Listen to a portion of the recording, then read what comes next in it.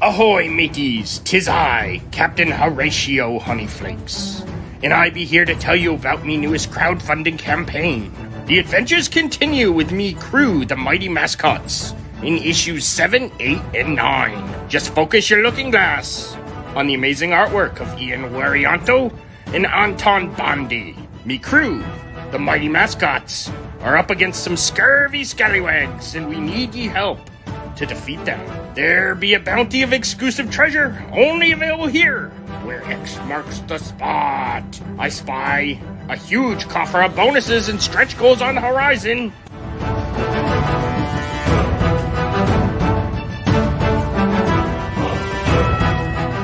Then please consider pledging so we can continue these adventures with the weirdest crew I ever had the pleasure of sailing with.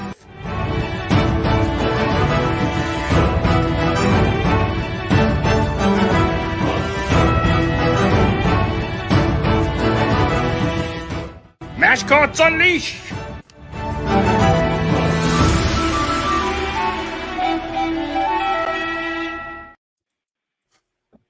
Hey, everyone. Welcome to another episode of Indie Comics Relay. I'm your host, Keith Gleason, creator of the Mighty Mascots and promoter for the Plastic City Comic Con.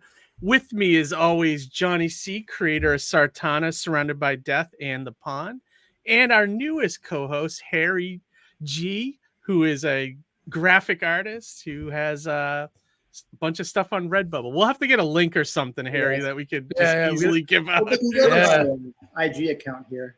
Or something like that. Yeah, make sure you follow Harry on IG right there, Instagram. Yeah, definitely. If hey, one of you guys, while we're on live, I just got a message. The reason I was took me a second to get everybody on the stream is StreamYard. That a message popped up that Facebook wasn't working for me. Are you guys showing the stream working on Facebook?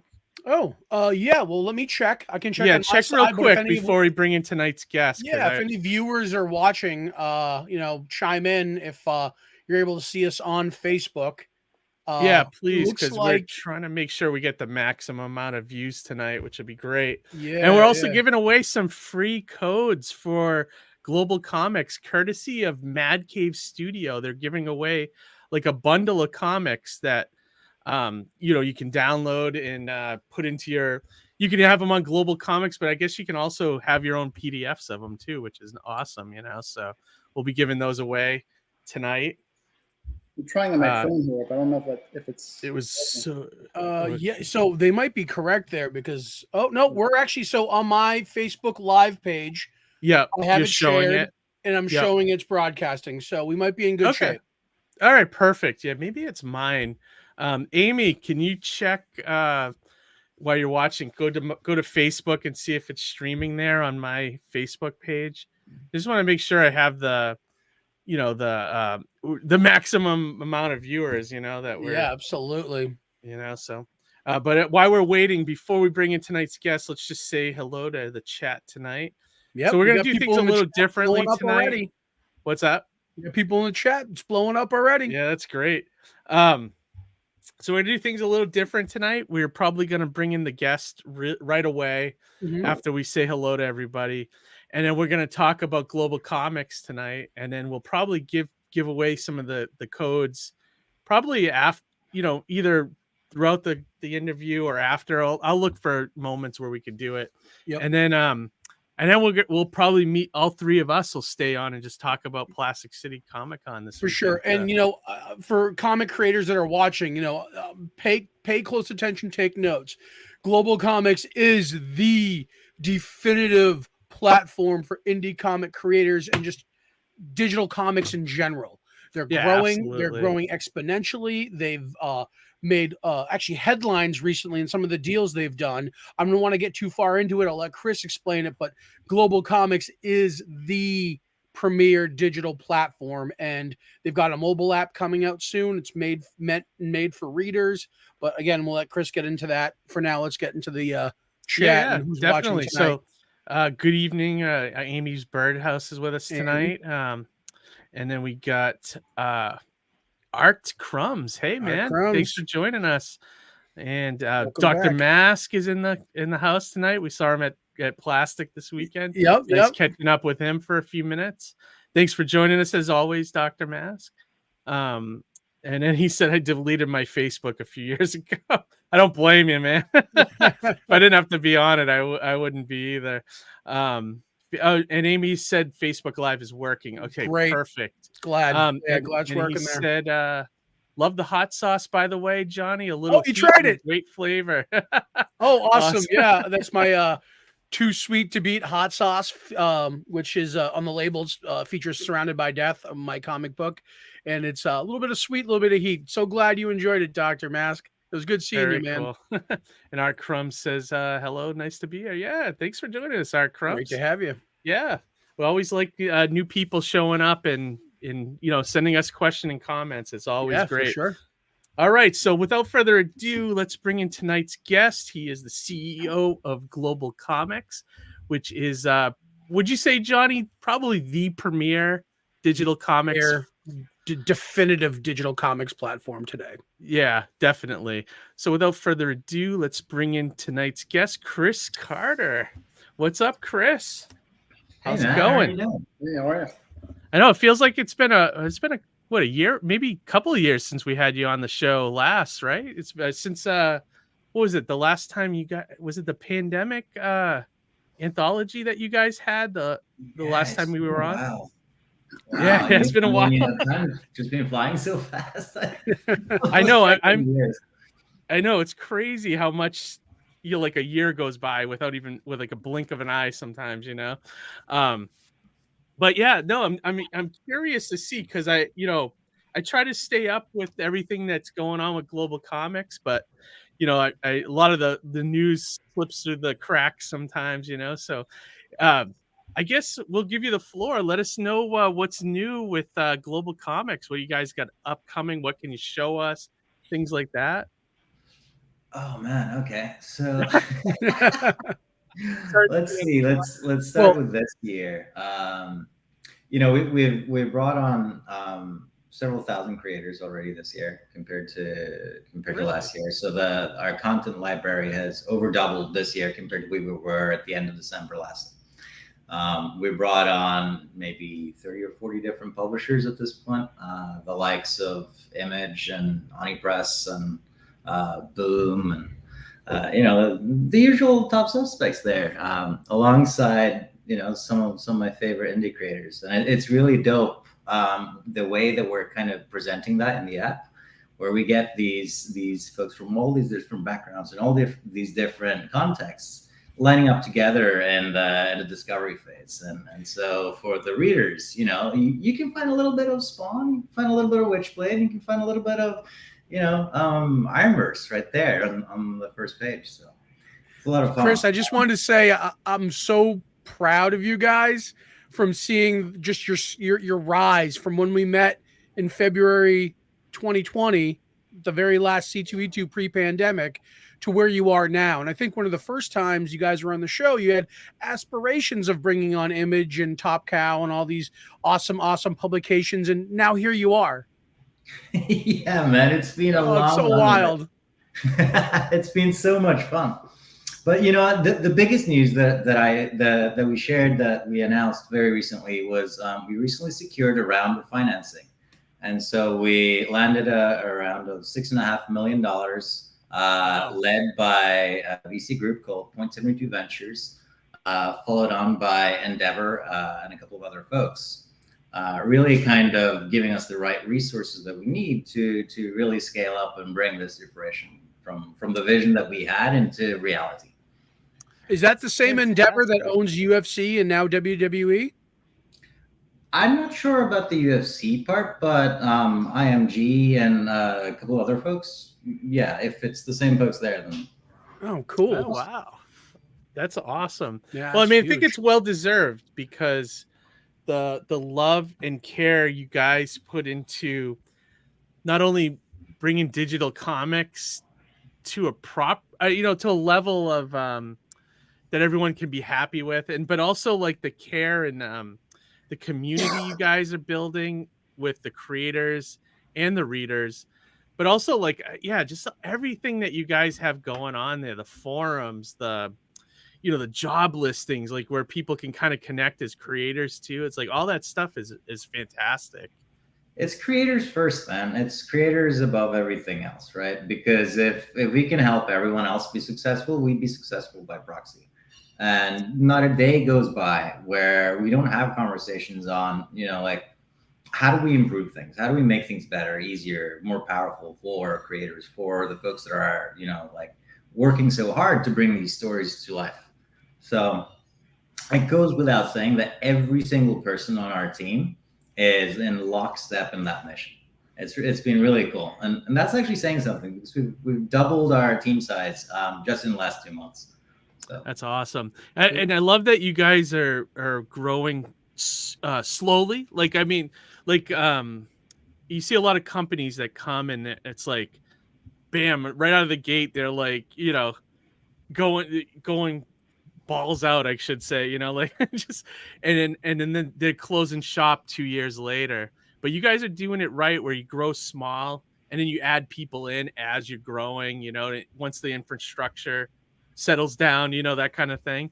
And I think that's a smart way to do it. It was definitely an intentional strategy, right? Like the last thing that we wanted to do was raise money, like a lot of money too early, go and make a big splash and big boom, but then not have enough stories for people to actually stick around to read, right? So it's taken us until now to really start focusing a lot of energy on consumers and kind of like broadening our reach and putting it in front of the folks that are consuming the stories, because we really felt that we needed to have a really compelling, should we say, catalog that was not mile wide and inch deep, and not like inch wide and mile deep, right? Like, it needed to have something for everyone, and that's taken a very long time. But it's also placed us in this position now that is unlike any other platform that's been showing up over the last couple of years. So we're very happy and proud of what we've done so far, and we have nothing but the utmost hope for what the future is going to bring.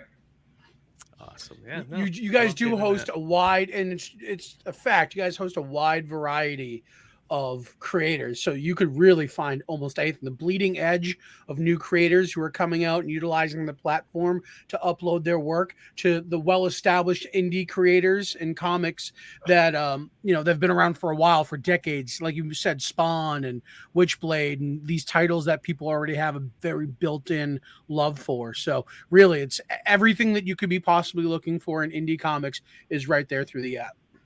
That's right. Yeah. And a little bit later on, I'll demo it and give you all a glimpse of where we're at. We're actually not that far from launch, but let's talk more about that a little bit later. Yeah, we'll put that off to the side, because I did get to preview it a little bit, and there's a few things I really enjoy about it. So I'll share those thoughts when we get to it. Now, like you mentioned Spawn, like, does that mean like you have on Global Comix, you have all like 340 something issues of Spawn available there? Is that almost? We're importing things over time, right? Like, and there's a little bit of just kind of work that's required, right? Like making sure that all the metadata is in place in the right, structure, and that everything's discoverable and everything's tagged correctly, right? And so when you're talking about it's a very different ballgame for bringing on, like a single creator that may have 1 or 2 or 3 series or whatever that is, right? Versus 20,000 books in one go. Right. It's a big There's a lot upload. more work that's actually involved. Yeah, Those that probably comics are takes still time. uploading. Yeah. Yeah, that's it. But Yeah, yeah, that's true. no, That's gonna take a while to add it, but yeah, but you guys will eventually get there, which will be awesome. The image library is being ingested as we speak. We have, like maybe 70% ingested at this time. And there's a couple of other publishers too that we're processing in parallel that you'll see us make announcement of in the next couple of days and weeks. Very cool. So is this like Very the cool. Disney Plus of like comics, or? Kinda, yeah. Yeah, a little Kinda. bit. A little bit, Yeah. actually, like a Netflix of indie comics, I'd say. Right. So you can go back into like a library of different comics in the past, and Yeah, they and I think you guys still do this. You do like the subscription service, right? That where someone can like pay like, I don't know, what is it, $70 a year, and they can unlimited reading, that kind of thing, right? Wasn't that's in place still, or? Yeah, so there's a monthly subscription, and on web that's $7.99, and on for yearly on web it's $89.99, and then for the upcoming iOS and Android apps it's $9.99 an app and $109.99 yearly. Doing a little bit of offsetting of the Apple and Google tax, so that creators get paid the same regardless of where the customer comes in from. Is there what's the thought process behind, say, web only access versus the app access? There's no like web only access per se, or I'm saying no. web based subscription versus app subscription, I guess. Well, it's just we've had payment support on web since forever, and there's a credit card processing fee with Stripe, right? Like it's 30 cents plus 2.9%. Whereas when you take in-app purchases from Google or Apple, it's 30% transaction fee, just flat.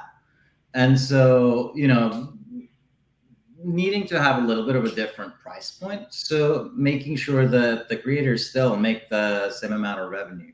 The customers coming in from the app, or if they're coming in for the web. And that's, like at the end of the day, it's creators first. So that's how, we decided to do it. At the same time, $9.99 a month for unlimited comics for like 50,000 books. That's a pretty good deal. Yeah, that's a sweet deal. Sign me up.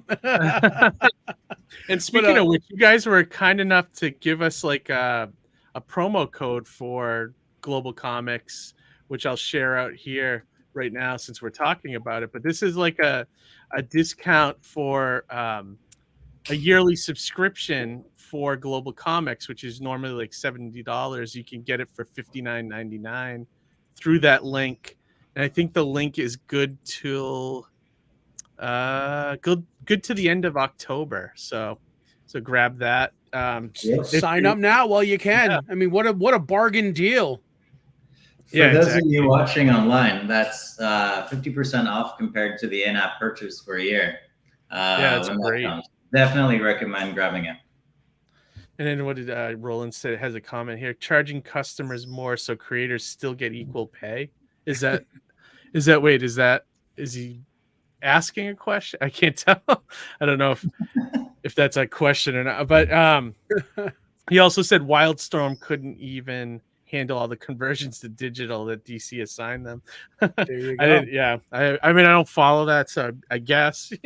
But anyways, yeah. So that's really cool. 50. So is that the estimate now of how many books you guys have on Global Comix? Like 50,000 available? Yeah, that's just about right. Okay, there's another backlog of maybe like 15,000 more that's just waiting to get processed. So oh my god, that's amazing. Well, I mean, you slightly teased that there are other publishers that you're dancing around with. Is there anything you can hint at, or is there any other information you could share about people you're bringing aboard in the near future? No, I don't really want to say anything about any of our partners without having spoken and agreed with them ahead of time. Right. Sure. Yeah, that makes sense. But so you mentioned that you guys are working on an app. Is that like the one of many things that's coming up from Global Comix?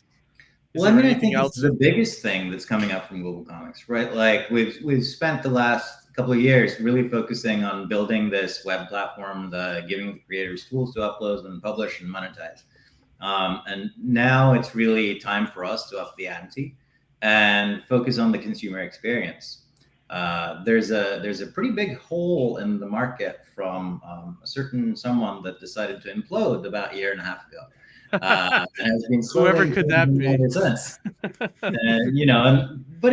They set the bar, right, in terms of what the consumer's expecting, what the app needs to be able to do, what the reading experience is like, and these types of things, right?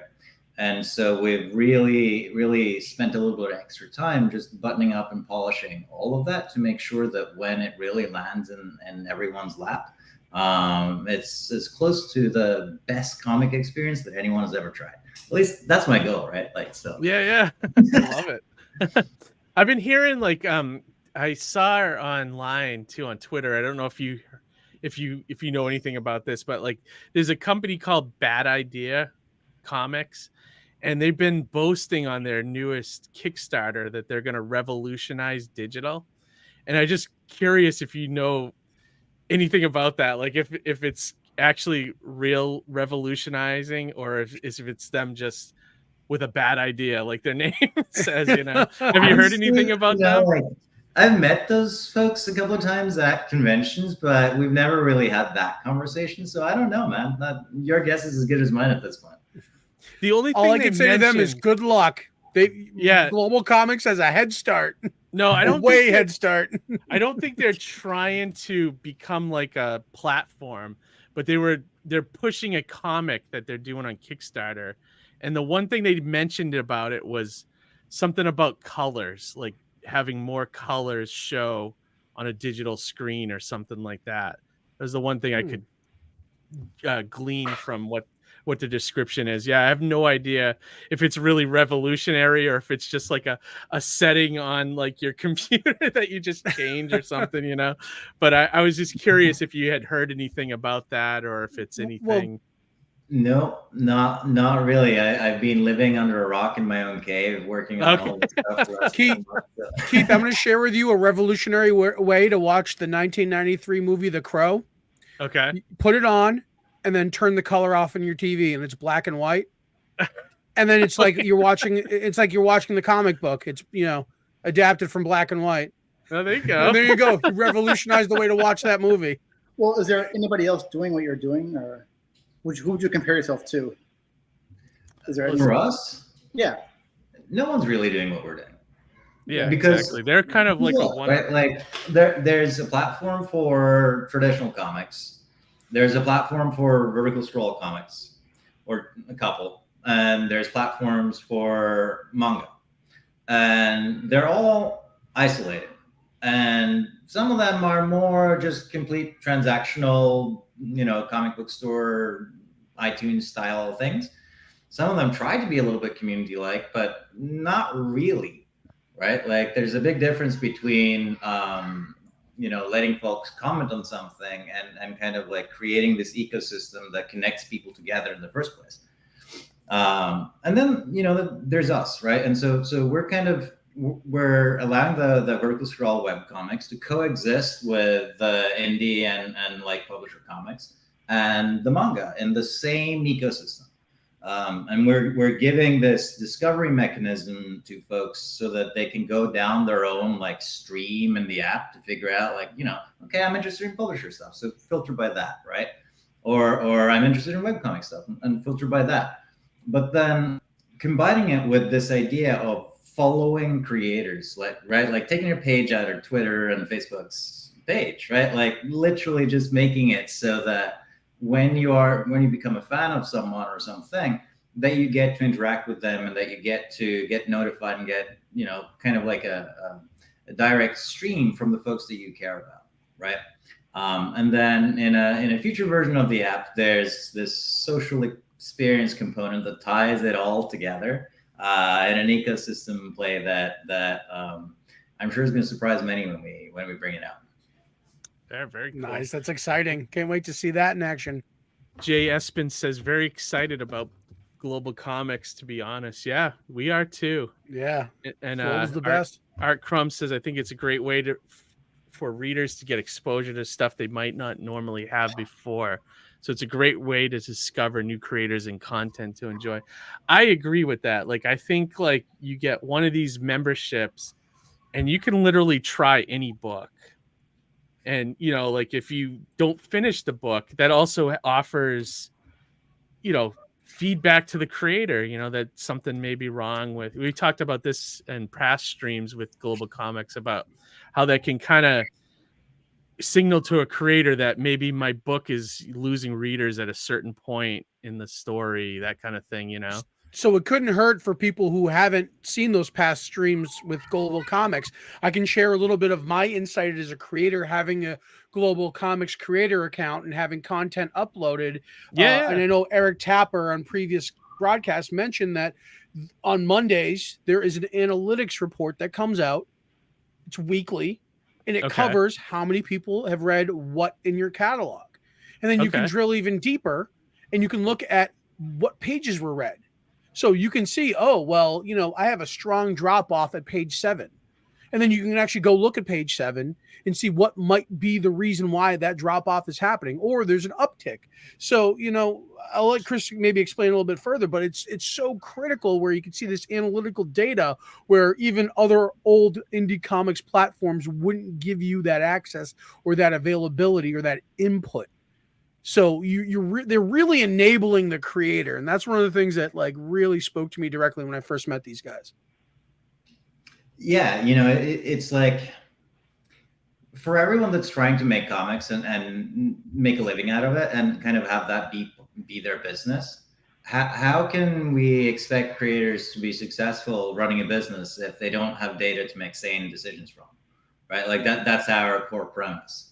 And so the same metrics that we look at internally, we also expose and make available to creators, whether it's, you know, how deep in the funnel do people get before they drop off, right? Like at what page, or how much time are they spending on each page, right? Like, so a creator might spend a disproportionate amount of time on a specific page, but then if the consumers aren't actually spending a lot of time looking at that compared to others, there's a big question on the effort versus reward kind of equation, right? And it's kind of just giving that kind of information to the creator or to the publisher helps them make really, really good decisions on marketing and promotion and sharing and email campaigns and even ad spends and these types of things, right? Like, I think the most interesting experiment that I've seen someone do using our analytics so far is actually running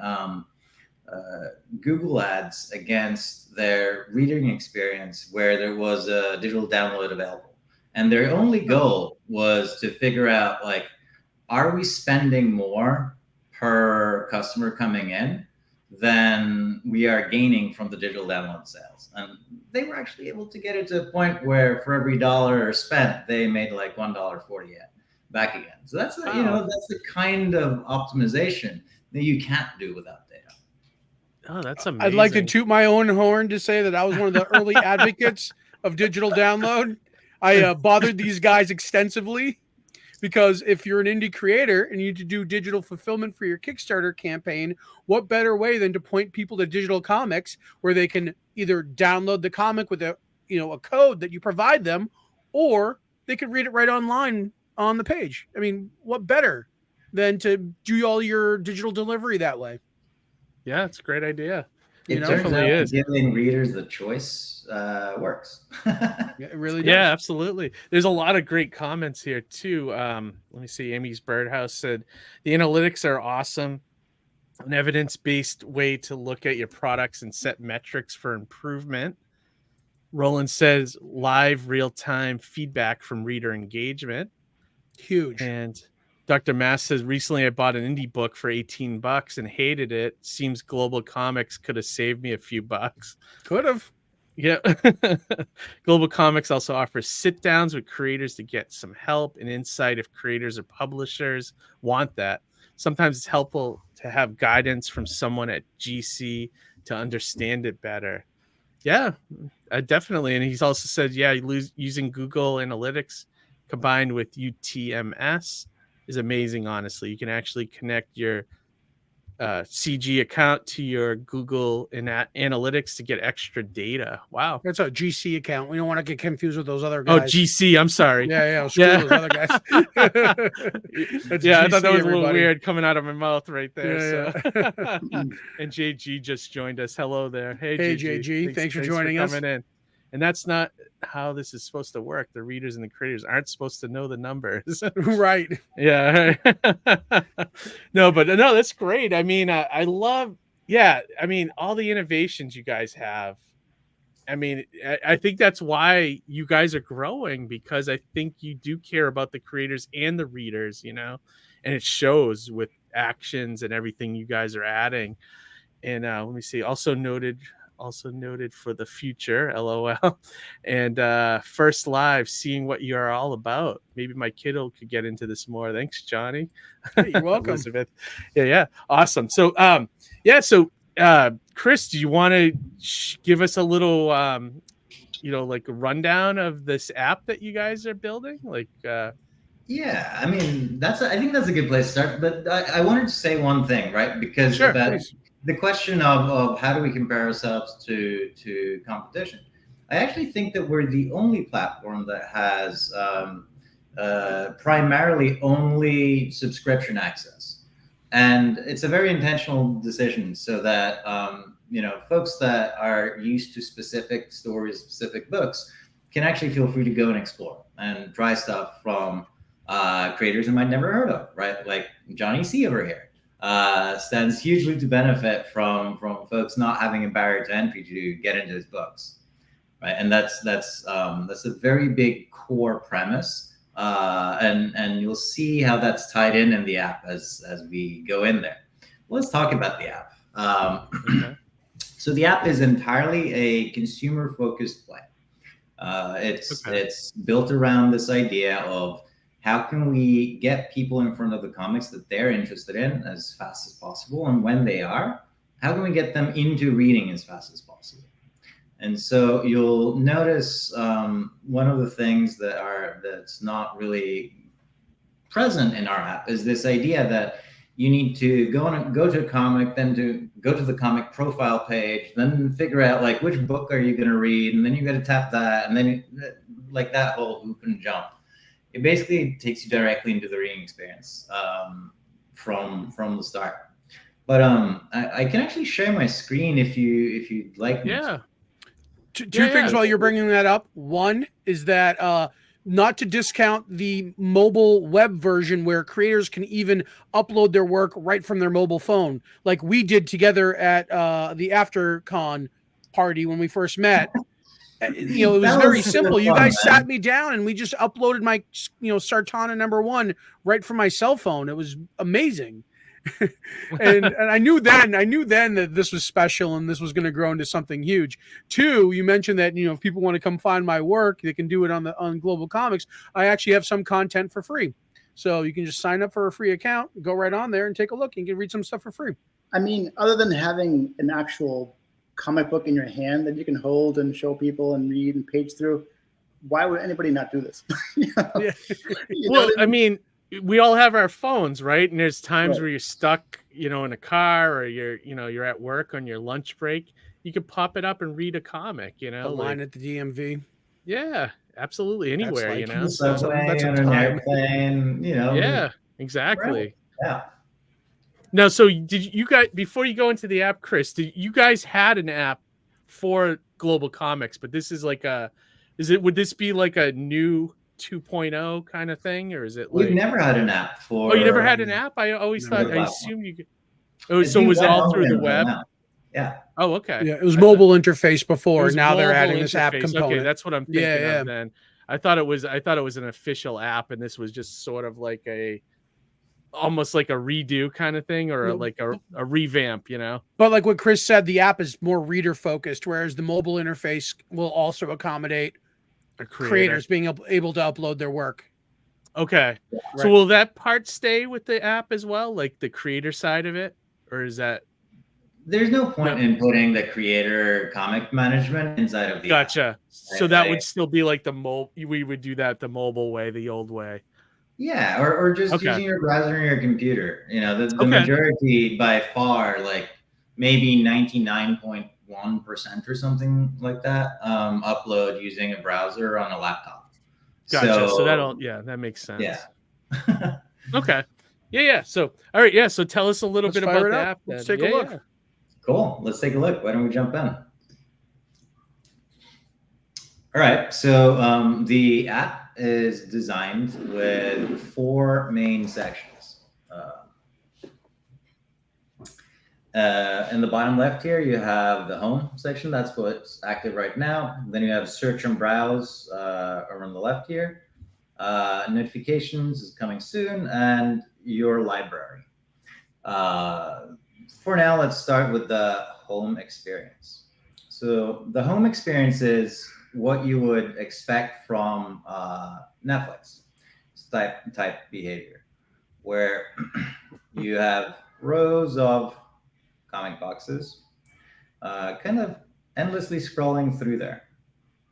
And this is all powered by this custom CMS that we developed to be able to curate based on our content team's recommendations on user behavior, as well as dynamically show based on things like your reading habits or what's popular or what's trending. Difference between popularity and trending would be something akin to popularity looks at a lot of different factors. Like, for example, how are people engaging? What's the completion rate? How many people are reacting or commenting or adding to library, in addition to readership, right? Where trending is what's being most read in a very recent period of time. So we're able to surface things in near real time for folks.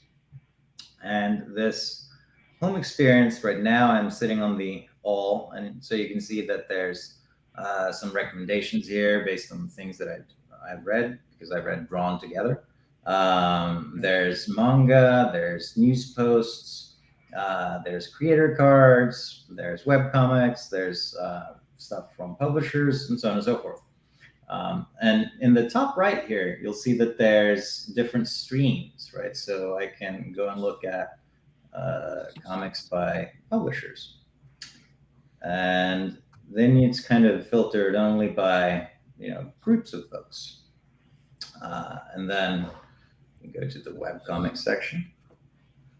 And now you have a lot of primarily vertical scroll, webtoon style comics where there's been, a huge influx of folks that have joined very recently. And, if I were to jump in and start reading something, I'll jump into this one.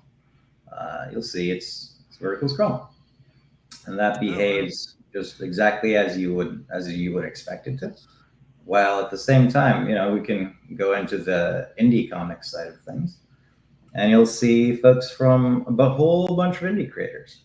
So there's Iqbal here, and Studio Lobo, and Nine Feline, and so on and so forth. I don't know. I picked one to go into.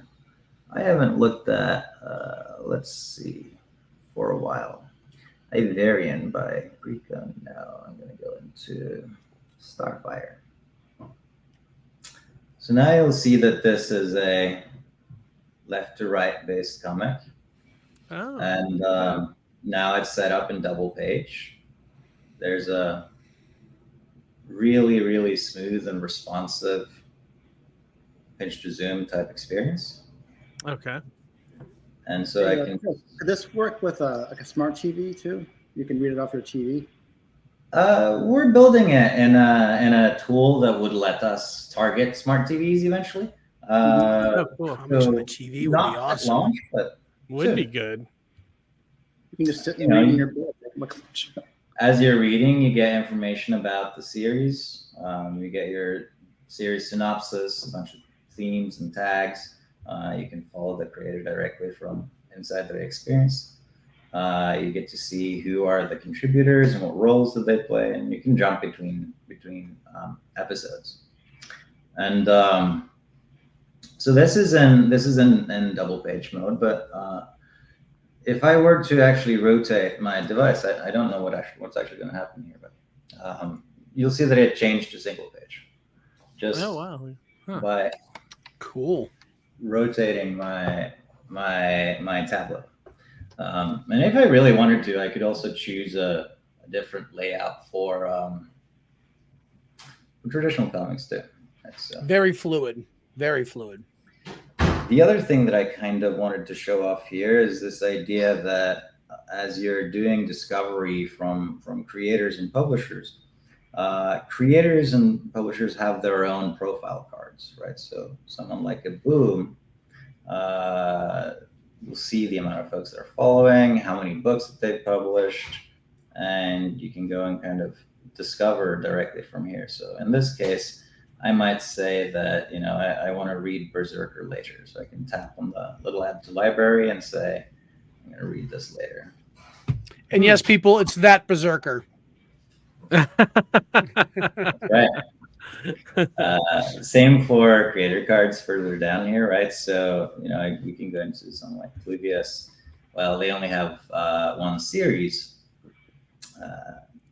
Definitely recommend checking out the art that's coming from some of these creators all over the place. But it doesn't stop there. In fact, one of the things that we took a pause from launching the app initially a couple months ago to get in was this idea of panel-to-panel based reading. So what does that mean? Well, I can turn on this little immersive mode. And the immersive mode is now doing a panel-to-panel based focus, pan, pinch, zoom for you automatically as you're reading through. Oh, I was going to ask about that. That's now, cool. Chris, is this a variation of the view that the creators can set, or is this something that's done from the app itself? Which is the app? This is just a variation of the. You have that set up, don't you? I believe so. I believe I have isolated panels for Surrounded by Death. Yeah. Why don't we go Sartana. find your comic here? Yeah, might as well. There you go. Bingo, Sartana. I think I set yep, that up there you too. go. By So, as you can see, I kind of took full advantage of being able to isolate. And actually, this issue 1 is a Global Comix exclusive. It's not.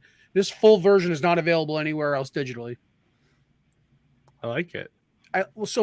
It's beautiful in the sense that you can make people focus on little things, and then you could kind of pull it out. And, like, for example, the dialogue came first on that previous page. So you skip and jump panels. I really played a lot with this, just so I could feature things. You know what I mean? Like, it's kind of like that smile there. It gave chance for people to actually take a look and notice it. So you're not just kind of reading the words and glancing over the art. I'm giving people the opportunity to see both and focus on both. Yeah, I was going to say, it's kind of like you got that extra tool to, like, kind of give somebody something focus on the issue. Yep. It might seem excessive to some readers, but I don't know. I feel like it adds a cinematic element as you're flipping through the book. And this is something you won't see in other comics or other comic platforms. Well, the now defunct competition, let's just say, right? With their guided view, it was more like you were kind of like a slave to what they decided would be the guided view. Whereas this, as a creator, you create your own guided view, which I think is better. Right. And I think we're using the competition's terminology there, but still in the same effect. Right. It's nice in the sense that, I have extra control as a creator to be able to point the eye to the reader with this digital component. If you're reading any given comic, is there a way to keep the place of what page you're on in case you have to go away or something? Or so all of that happens automatically. Now that I've been reading a couple of these different ones, you'll see that there's this progress bar here. Oh, okay. If I were to go into this Katrina Hits the Dead one, you'll see that it ended up on the last page that I was on. So exactly like on demand, if you're watching a movie or something, you leave right at that spot, you know. Yeah, it just happens automatically. Your reading progress, you'll see this play graph over here, the one on the left, and this row has a little like progress bar. And if I tap in on it, you'll see that it starts on page 22 of 36. Not actually the start, and it takes you back to where you left off automatically, right? And so between that and this idea that you can add things to your library in different states, I guess you could say, so like what you're currently reading, things you're planning to read, things that are on hold, things that you're potentially rereading, finished, or even dropped, right? Lets you categorize your catalog of what you're interested in, and you can always come back to the point where you left off. And so, you know, here you'll see I came back into number 4, and here I hit this paywall. On this particular account, I don't actually have the gold subscription, but you know, if I were to kind of just go and log out and log in with a different account. If you're reading more than one comic at once, is there like a page, like a recent page where you have all, you know, your comics that you're reading right now? Like currently? Huh? What's that? Like if you're reading multiple comics at once, is there like a page that you have like the most recent comics you're reading at the moment? So at the top here, it says continue reading. And this will populate with what is the most recent in the order of which you've most recently read.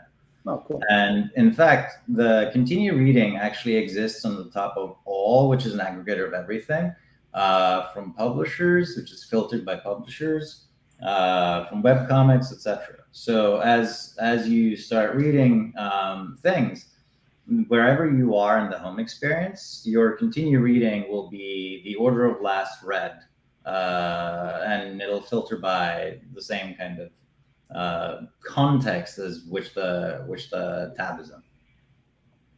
Very cool. Chris, now I noticed when I was previewing the app that there's this percentage and it says percentage match. And I found that very fascinating because usually I see percentage match for like dating websites, but here you've got it set up for comic preference. I mean, this isn't like, you know, Netflix will just suggest something for you. You're giving an actual percentage of a match of, I'm assuming, how much I would enjoy this book. So it's actually a little bit simpler than that. When you come into the app for the first time, or through your settings here, you see under the reader experience part, there's this thing called interests. And as part of our onboarding, we ask the consumer, you know, what types of stories are you interested in, right? So in my case, I'm interested in comics and graphic novels and manga and webcomics, right? So I checked all of them off. And I checked off a couple of things that I'm interested in, right? Like genres. So I actually like history too. Maybe some psychological fiction. Maybe not some slice of life. I don't really care about sports, etc. Right. So as I go through and fill these out, themes. Is there a walk on the beach on there? Family, fighting. I've got a bunch of things checked off. So why don't I just kind of take off a couple? Just kind of so that there's not fully as many there. It makes some recommendations for you as you complete the onboarding, but now if you go back into the rest of the app, you'll see that the match percentages have changed. And what that's based on is essentially this combination of comic type and genre and themes that you said that you're interested in, and how many of those that are set for the comic that are in your interests list. So for example, if you select that you're interested in comics and you like sci-fi and you like time travel and science and anthropomorphic, for example, if you find a comic that has all 5 of those tags or kind of like pieces of metadata attached to it, it'll show you as a 100% match. So that way, it's kind of you can make better decisions looking at a grid like this on what is something that might be interesting and relevant to me, as opposed to just kind of blindly tapping around. Excellent. Yeah, I mean, what better way than to allow the system to be able to let your interests work for you to present you with new material, and this might present something to you that you never thought you would have picked up before, which I love about that. It really does a good job at suggesting and kind of opening up discoverability across genres, across types, across formats, for folks that because maybe they might be someone that loves science fiction standard comics, getting them introduced to webcomics, or maybe they're a webcomics reader that like science fiction, getting them introduced to maybe something like the Inkle, for example, right? Like being able to cross-pollinate and just put good stories in front of folks is really one of the big focuses for us. And of course, we have this choose your own adventure style experience where you have search and you have browse and filtering. So for example, you can look for traditional only that are free by creators that cover aliens or anthropomorphic or something like computers, right? And so now, voila. Wow. Choose your own adventure when it comes to discovery. Look at that. That is cool. It just So, isolated everything just... that you could possibly want to read. That's so fantastic. This looks actually really cool. I'm going to save this for later. That must be a perk of the job, Chris, right? You get to read all these awesome comics. Right? And, like, how many folks can say that, like, literally it's my job to read and discover cool comics? Yeah. So awesome. Second best thing or the first best thing to working at a comic store, because even the comic stores don't get all these books, Right. So that's great. There's some great comments here. Art Crumb says it's really been a team effort between our community, telling us what they want, existing features they love, and looking for new ways to present things. Team effort. Yeah. That screams, screams it with the Global Comics community. And I also really like what Roland said here earlier too. I love how he describes all these key features as if it's no big deal, especially since the competition did not innovate. Yeah, I mean, that's a big difference. It's a big difference on why Global Comics is succeeding, and they are in the gutter.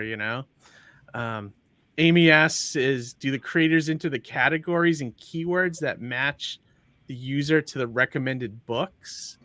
That'd be for you to feel, Chris. Creators, publishers, and stories are all kind of sourced and discoverable in the same way. On creators and publishers side, it's an aggregate based on the books that they created or series that they published. But for series specifically, it's on a one-to-one relationship basis, right? So we're able to kind of really make good suggestions for folks. Who do you want to follow? Oh, you should follow Pluvius, and you should follow, Mr. H, and you should follow so on and so forth. Because you read this one specific book or this group of books.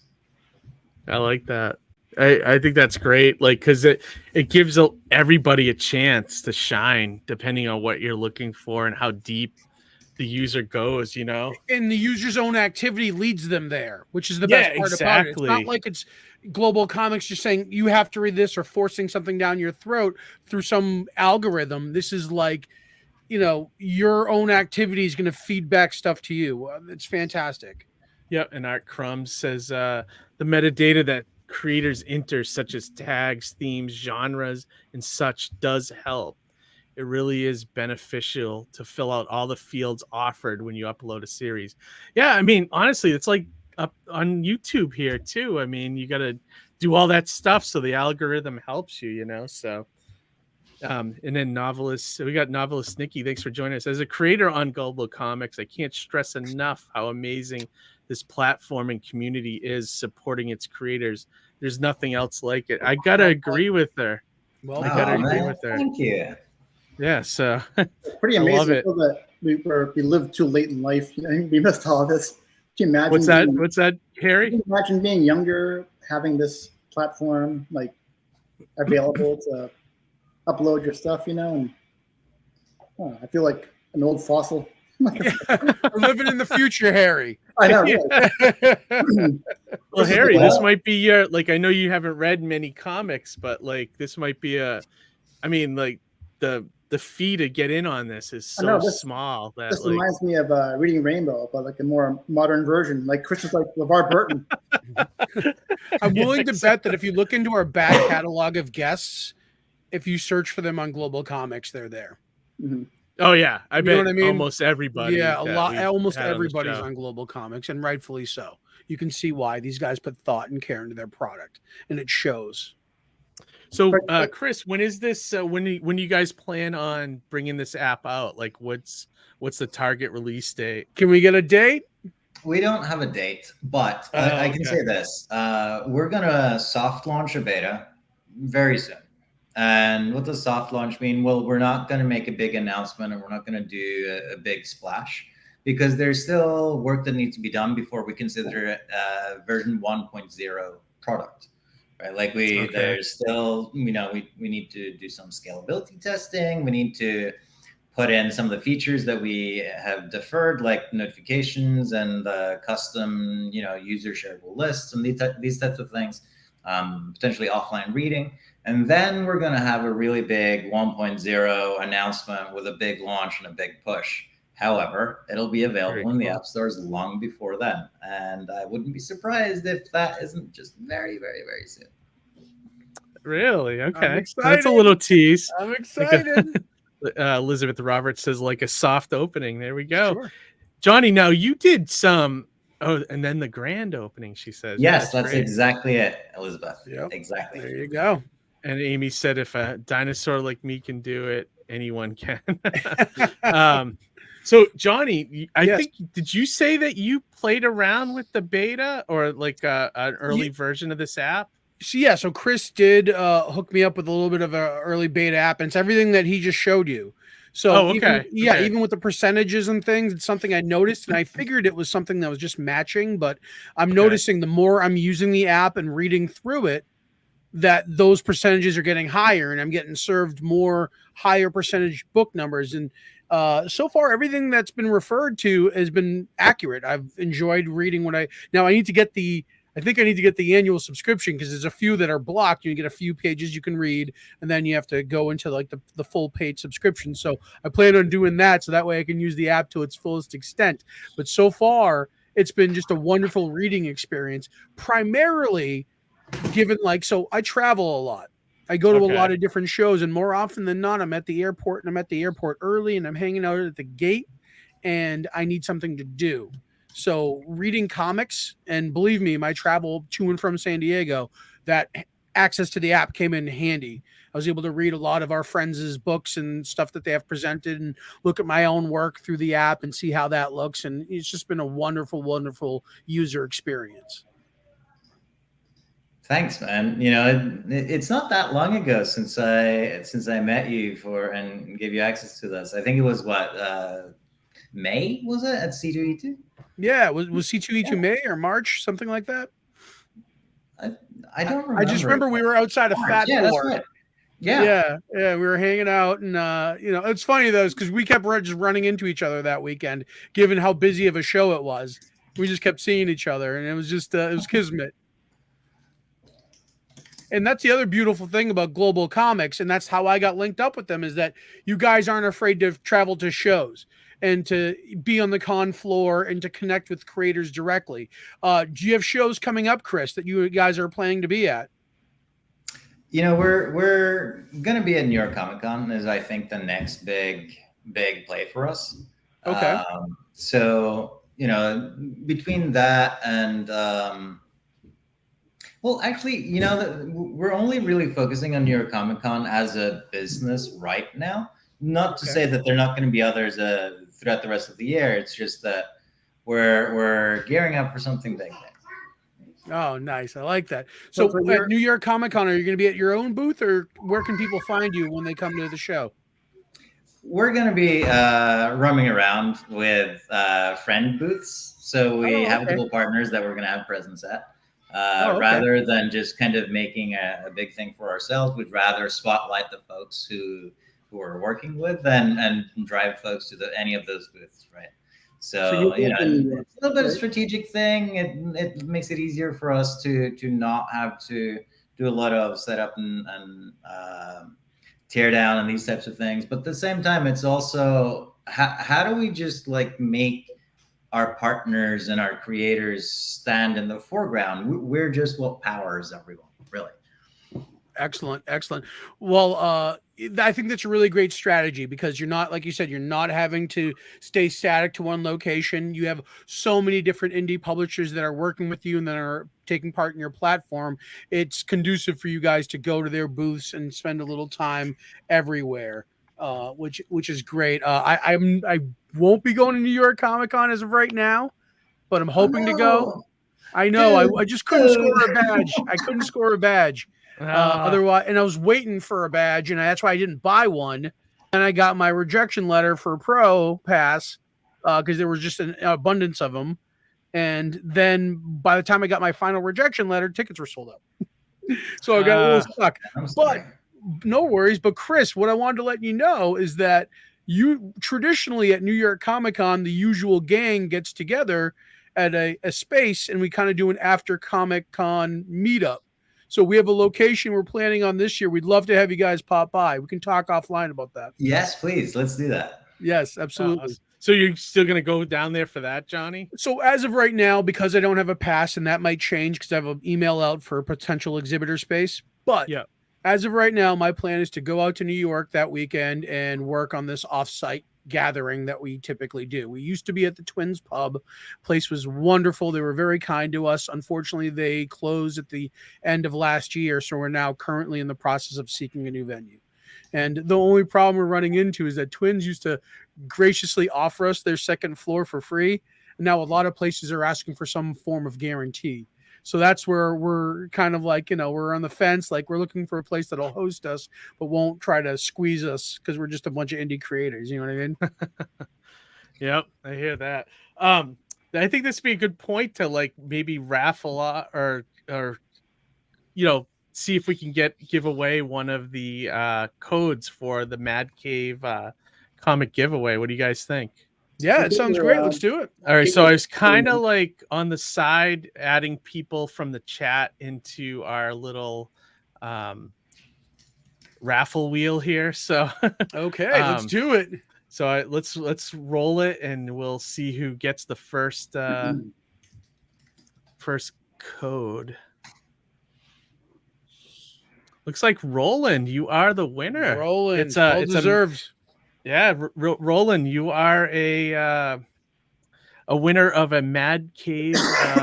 What is it? It's like a pack of, I think it's a whole mini series from Mad Cave Studios. That's that correct. You can read on Global Comix.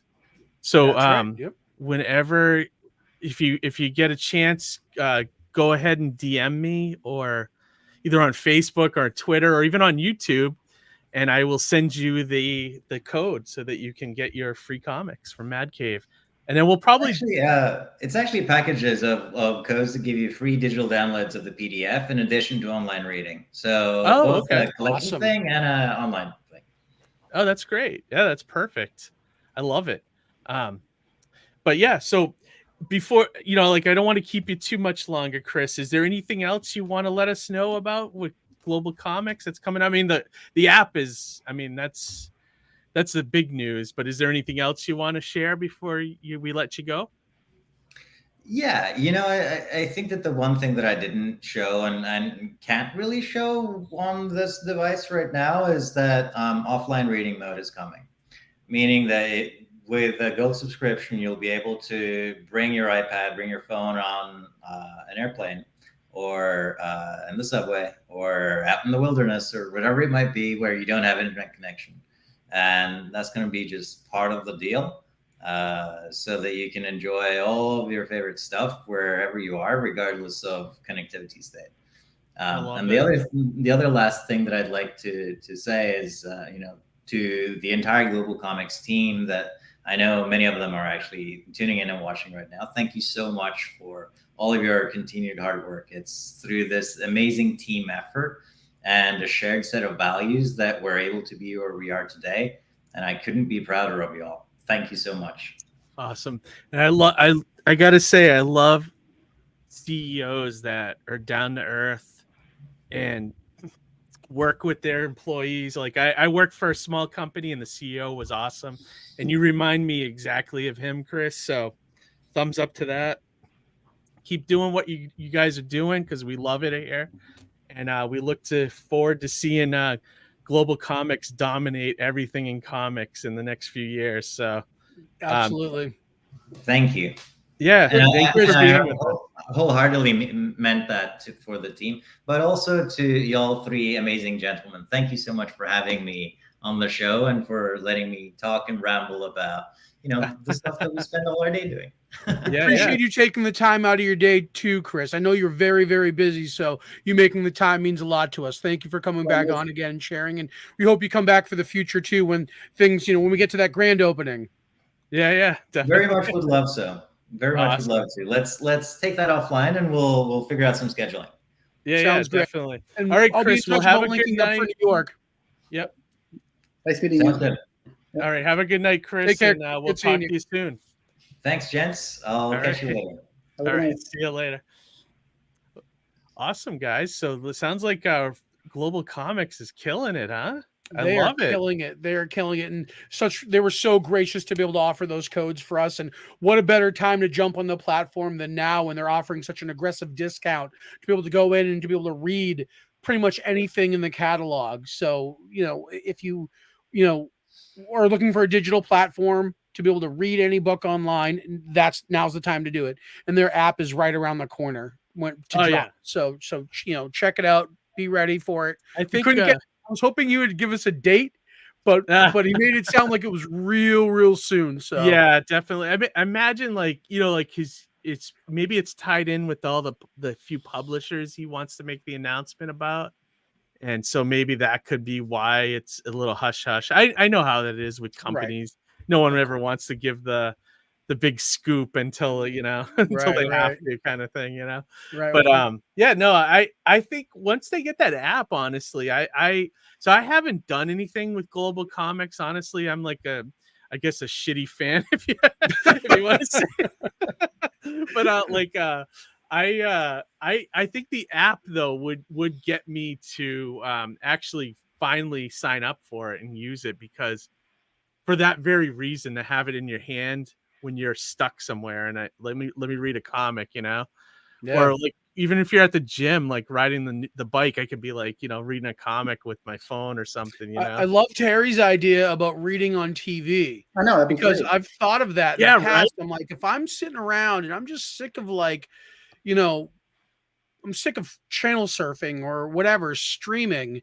Yeah, let's throw a comic through in a remote to read a page. That sounds pretty cool, man. Well, and especially if it's that guided view. Well, again, we're using the terminology, but that led view, concentrated eyesight or something. Yeah, concentrated view. Or pointed view. If it's a pointed view, you know what I mean? Yeah, exactly. But I mean, you saw what I did with Sartana. I got creative with it, and I think that's one of the fun parts about it, is that as a creator, I can go in there and I can isolate specific panels and things that I want your eye to see first on the page, but then also pull it out so that you can see everything. Yeah, definitely. And then I love all that stuff. And now that I have control of the Mighty Mascots again, I'll probably start putting them on there for maybe a couple bucks or something, and just maybe do the first issue free or something. And then well, so right now, Surrounded by Death #1 is free on there, including some of the shorts I have. So I mean, if anyone wants to go to Global Comix, it's free to sign up. Oh. So, whatever free content is available, you can read for free. I guess there is a term, Johnny, immersive reading. Immersive reading. We're just okay, good. people that don't know the term. We're sitting here twiddling our That's thumbs. actually better, though. And it's right there. It's That's better immersive than reading. guided view. Immersive reading. That means like, You're yeah, immersed. like it's a better wording of what it is. Guided view sounds condescending, like I'm mentally challenged and I don't know which way to go. Yeah, right. I need my guided view.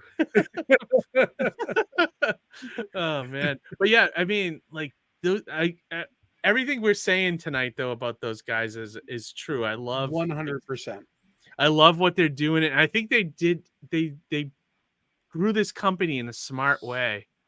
Because Johnny, like, we've been doing this show what 3 years, 4 years maybe now, or 3 or 4. Right? We started about in the midst of the pandemic, I believe.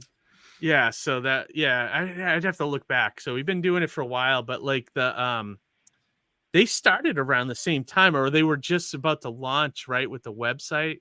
Because they were like our third or fourth guests when we very early on they were ready to launch. I mean, like I said, when I first met them, it was on the C2E2 show floor, and it was at the pub after where we all met up. That they're like, hey, what, you want to see how easy it is to upload your comics? Check it out. And we did it right off my cell phone, and my mind was blown. And I was with my good friend Jeff Ryder. And I go, these people are going to kill Amazon. They're going to slay Comixology. And, Jeff was like, yeah, right. And then now he's eating his words. Yeah. Now he's eating his words, son. Who was right, son? This guy. This guy was right. I knew because of how excited you were. Like when you said, we got to get these guys on because they're going to blow up. And you were right, man. Yeah, man. And I said, so Roland said he would have gone with focus panel viewing. Amy said reading for special friends. Art Crumb said he was a beta user way back in 2018. Okay, yeah, so you were probably way early. You were right up. You were probably around the same time. Just giving access to analytics is a game changer for creators. Yeah, absolutely. Like I think that's key for any kind of content creator or comic creator. So and they'll email you your analytics every Monday, which is something I look forward to. So I get my analytics on Monday. I look at who read what, how many pages of it, and just see, what's happening. And as I noticed after I put out the word, when I said digital fulfillment for Surrounded by Death was available on Global Comix, and I provided a passcode to people, I saw an uptick in that book. You know what I mean? There's still little upticks from people who redeem that code and either download it digitally there or read it online. Oh, wow. Roland checked. He said it was 3 years ago with Jay Moore. There you go. 3 years ago. Look at the progress they've made. And hashtag rocking it. Hey, Sketchy Guy Nevada. Thanks for joining us. You got it. Novelist Nikki says the only good thing about Mondays. Thank you so much. I think she may have meant the analytics. Oh, we're on Mondays too. Not our show. We're on Mondays too. Oh, that's funny. Who read that? That was funny. Yeah, the comments are great tonight. Novels, I agree. The analytics are awesome. You can also hand out private URLs for unpublished releases to use for beta readers. Oh, that's cool. That's really cool, actually. Marie Helene LeBron. How do you say it? LeBron? Welcome back, Marie. She's a former Montreal X-Men. Oh, that's right. Yep. You guys worry about piracy with the digital. Pirate my book, please share it. Go ahead. Pirate this stuff. Is it with Global Comix though? They don't give out an actual PDF, do they? You can download a PDF from their page if you present it that way. The creator has that choice, right, to offer that. The creator does have that choice, so you don't have to offer that. But I mean, a PDF through there or a PDF through a digital reward online, what's the difference? It's the same thing. Yeah, no, it does. Yeah, I mean, I saw a little bit of piracy when I was with Alterna, but that was all through Comixology. Their stuff was constantly pirated. And it kind of makes you a little mad as a creator because I look at the numbers of of how many people read my Mighty Mascots, and that I didn't get any of that money. It kind of makes me a little angry. But like you said, Johnny, we're at a level where you want more readers than you want to take in money. So right. But I see why some of the higher end creators, like in Image and stuff, got upset about that, because when you add up the views versus how much money that would have been in their pocket, it's it's not like chump change. It's probably a couple thousand or anything, something like that. So. But anyways, yeah, Art Crumbs made a really good point about the PDF downloads. If you want to put up our comment, which one? The Art Crumbs. Well, the second one, the one she just posted there. Oh, okay, yeah, yeah. Piracy. Let me see. Pirated books equals free publicity. That's one way to look at it, Roland. Yeah, I prefer the original print or comic or a PDF or something like that. There you go. I worry about piracy in Somalia too. That's Captain a great one. This is my ship now. Yeah. You can download a PDF, but they aren't the same file size that is uploaded. It's downscaled so that buyers don't get the original sizes. Creators can upload big and feel safe. In terms of like reprinting. Yeah, no, that's a very good wow. Point. Okay. Yeah, so no, that's a great point. So somebody couldn't take your book and print it at high resolution through a provider and just run with the book that way, which, honestly, if you're going to make money in comics, the physical on-site at a show is probably, that's more profitable than digital. You'll sell more digital for a Kickstarter campaign. I mean, just in the standard average, climate right now, but, printed books at a show, you're going to make way more money. Oh yeah. Like definitely. I did at Plastic City this past weekend. Yeah. Great transition. Speaking as a reformed music pirate, I discovered a number of bands that I went back and bought their entire catalogs, so it can work. Yeah, I agree with that, because even with movies, I've seen that, and then that's where mini comics come from. Yeah, definitely. But yeah, no, the piracy thing is that's a subject for another episode. That's a whole episode onto itself. I mean, just debating the benefits versus the But that's any kind of media, though. It could be a theme show. We can all dress as pirates. Yeah. Wear an eye patch. Yeah, right. So whenever I hear something about piracy, I always think back to movies, and I think back to when the film American Gangster was leaked online like months in advance before it came out, and still did crazy good box office numbers. So you're telling me that leaked on that version online that only a limited amount of people had access to really hurt the film that bad where it could have performed better? And, I don't think there's a correlation there. Same thing with X-Men Origins Wolverine. That leaked online months early with unfinished effects, and it still had a banging box office weekend for a mediocre movie nonetheless. So go figure. Right. Yeah. I feel like some people still I mean, it might be different now that streaming is such a thing. But I think people still if the movies, like an Oppenheimer or something, people will go out to the theater to see it. Something I mean, look at Barbie. You know what I mean? Yeah. Whoever thought that was going to be anything? And video, cam versions of people in the theater with a camera are up online. You can go to almost any website to watch. But, people are still going to the movies to see that, and they're, it's making money hand over fist. So, and I think comics are a little bit different too. So, I mean, we're really kind of talking in variables here and broad strokes. But I mean, I think, again, we could probably spend a whole episode debating on piracy in general. Oh, yeah, definitely.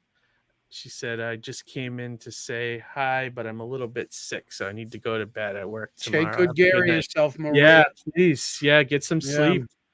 And then what did Roland say? What about the Deadpool pitch that was supposedly leaked by Reynolds after Fox rejected it? I think he leaked that to force their hand. And I think he played that like a card to benefit the movie. I mean, by leaking that clip, I think the movie got made. Yeah, it worked, right? That movie was huge. Amy said piracy seems to have hurt manga and anime a bit. The younger fans can hardly imagine paying for anime. Yeah, that's the thing. It's trying to yeah, I mean, I don't want to get into this whole piracy thing, but like the younger generation is more used to just taking shit for free, you know, and not paying Well, for it. It's almost you like a know, learned thing that you have to unlearn, you know. when you have to watch 1,500 episodes of One Piece, that can be pretty expensive when you have to pay for it, right? Yeah, well, this kid ain't. I don't even go into that realm of anime. Like, if it's I'm more not an than anime guy. I'm very picky when it dude, comes if to it's my more than animes. 13 episodes, I'm out. Like, Unless that it's is called too Cowboy much. Bebop or Akira, I'm out. Yeah. Or Yeah, Berserk. exactly. Berserk is the shit. That show is awesome. I I love highly Berserk. recommend Berserk to anybody who hasn't seen it yet. Yeah. Not Berserker, Berserk with guts Yes, and I Griffith. agree. Let me see. Part of that is manga is a different language, and sometimes stuff doesn't get translated due to licensing. Yeah, that's true too. Let me see. But So there's some much. real hidden gems for manga out there, like Battle Royale was a Yeah. fantastic manga. No one cares if you dress like Barbie in your living room. You have to take your pink outfit to the theater. Sorry to derail the show. No, this is good. No, I not mean, at all. we're Not at talking all. about We're glad to chat those about it. It'll damn make a kids good and their fit. free links. That's true. Also, manga has been digital a lot longer than Western. That's true too. Manga's doing it all right. Berserk is amazing. It's one of my favorites. Yeah, me too. That's one of my favorite animes too. So awesome. I love that too. Love it. I love My that good character. friend Brendan Waldsmith turned me on to Berserk, and we used to roll blunts and watch that all the time. It was dope. So good. Naming your main character Guts. You God, gotta, right? With a love massive that. sword. With a massive sword. Yeah. And then hell yeah, sign in. I'm screwing up these names. Jose. I'm not even saying it. Need more English translations. Yeah. I butchered all that, so I'm not even gonna attempt that. But we need Keith translations. Yeah, right. Yeah, exactly. Yeah, so fellas, so Johnny, you had you kind of transitioned to Plastic City there. Yeah, I wanted name to dropped it a little bit. Yeah. Yeah, so it's I'm almost recovered. I think tomorrow I'll be good if I get another good night's sleep. Look at these eye bags. Look how Right, tired I am. dude, right?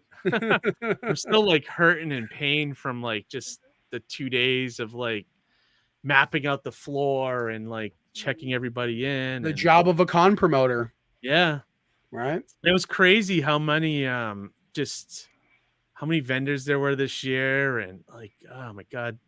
What was your experiences like? I know Harry came for a little while, and Johnny, you were selling up to 3:00. I mean, I think I got to your table once the whole time, but I saw you when you left. So if I can share my input as a creator at the show, and I've heard feedback that flows both ways here. Okay. You know, I've seen complaints online and I've seen positive feedback online. My personal experience with the show so far is I enjoy the new venue, love it a lot. I think it's really cool that you have the walkway above that leads right to the bar. You gave for great aerial shots of the show. You know, somebody took a really good aerial shot of me that's on Twitter there. Yeah, I shared it with you. I wanted you to see that. It was really good. I remember taking that shot too. Yeah. But in that regard, the show is fantastic. I heard feedback from people that because it was more spaced out and it wasn't condensed, that walking along the out through the show and through the aisleways, it wasn't congested, so people didn't feel like isolated, which is good. One of the criticisms I'd say was that, and this is a criticism I had about the Wallace Civic Center, is that we didn't have cellular reception very well in there. And there were several times where we had instances, or I specifically had instances where I had to kind of ask for a cash sale because I couldn't connect with my card reader. And then unfortunately the venue decided to employ this $5 Wi-Fi fee. So, and I mean, I guess I could see, you know, if you're going there as a family and your kid's playing basketball and you want to live stream it, a fee for the Wi-Fi, okay, that makes sense. But if you're going to be holding a privatized event and, there's vendors there that depend upon access to be able to make sales, that's where Wi-Fi should be provided. So you as an event provider, there should have been a Wi-Fi thing. I don't know how that works out or whatever the case may be, but yeah, go ahead. I was just going to say in the consequence that it's an event, not a sporting thing at the venue, Wi-Fi should be included. They're probably trying to get their money back from parking. Right. What's that? Yeah. They're trying to get their money back from parking. Yeah, and I think that was so. And that's the thing, is because the connection was critical, right? And parking's critical too, but as an attendee to the show, as parking would be gouging them, right? So there'd be less money spent on the floor. You're already spending the money on the tickets, but then having to gouge the vendors for Wi-Fi, that's tough because you're in a metal building, you're a little bit rural, so not being able to connect to make a charge so that you can make a sale at the show is very, very tough. But I was lucky. Venmo worked in some instances. I just had some people who made transactions that by the time they left the show, it went through. As a matter of fact, a real funny thing was that I made a post as soon as I got to got set up, and it didn't post until I'd left the venue. So I was driving home, and all of a sudden my Facebook uploaded and said, "Hey, I'm all set up for Plastic City Comic Con. Come check us out." Oh man, but that's fine. I mean, things you learn. No, it's it would have been fine if I.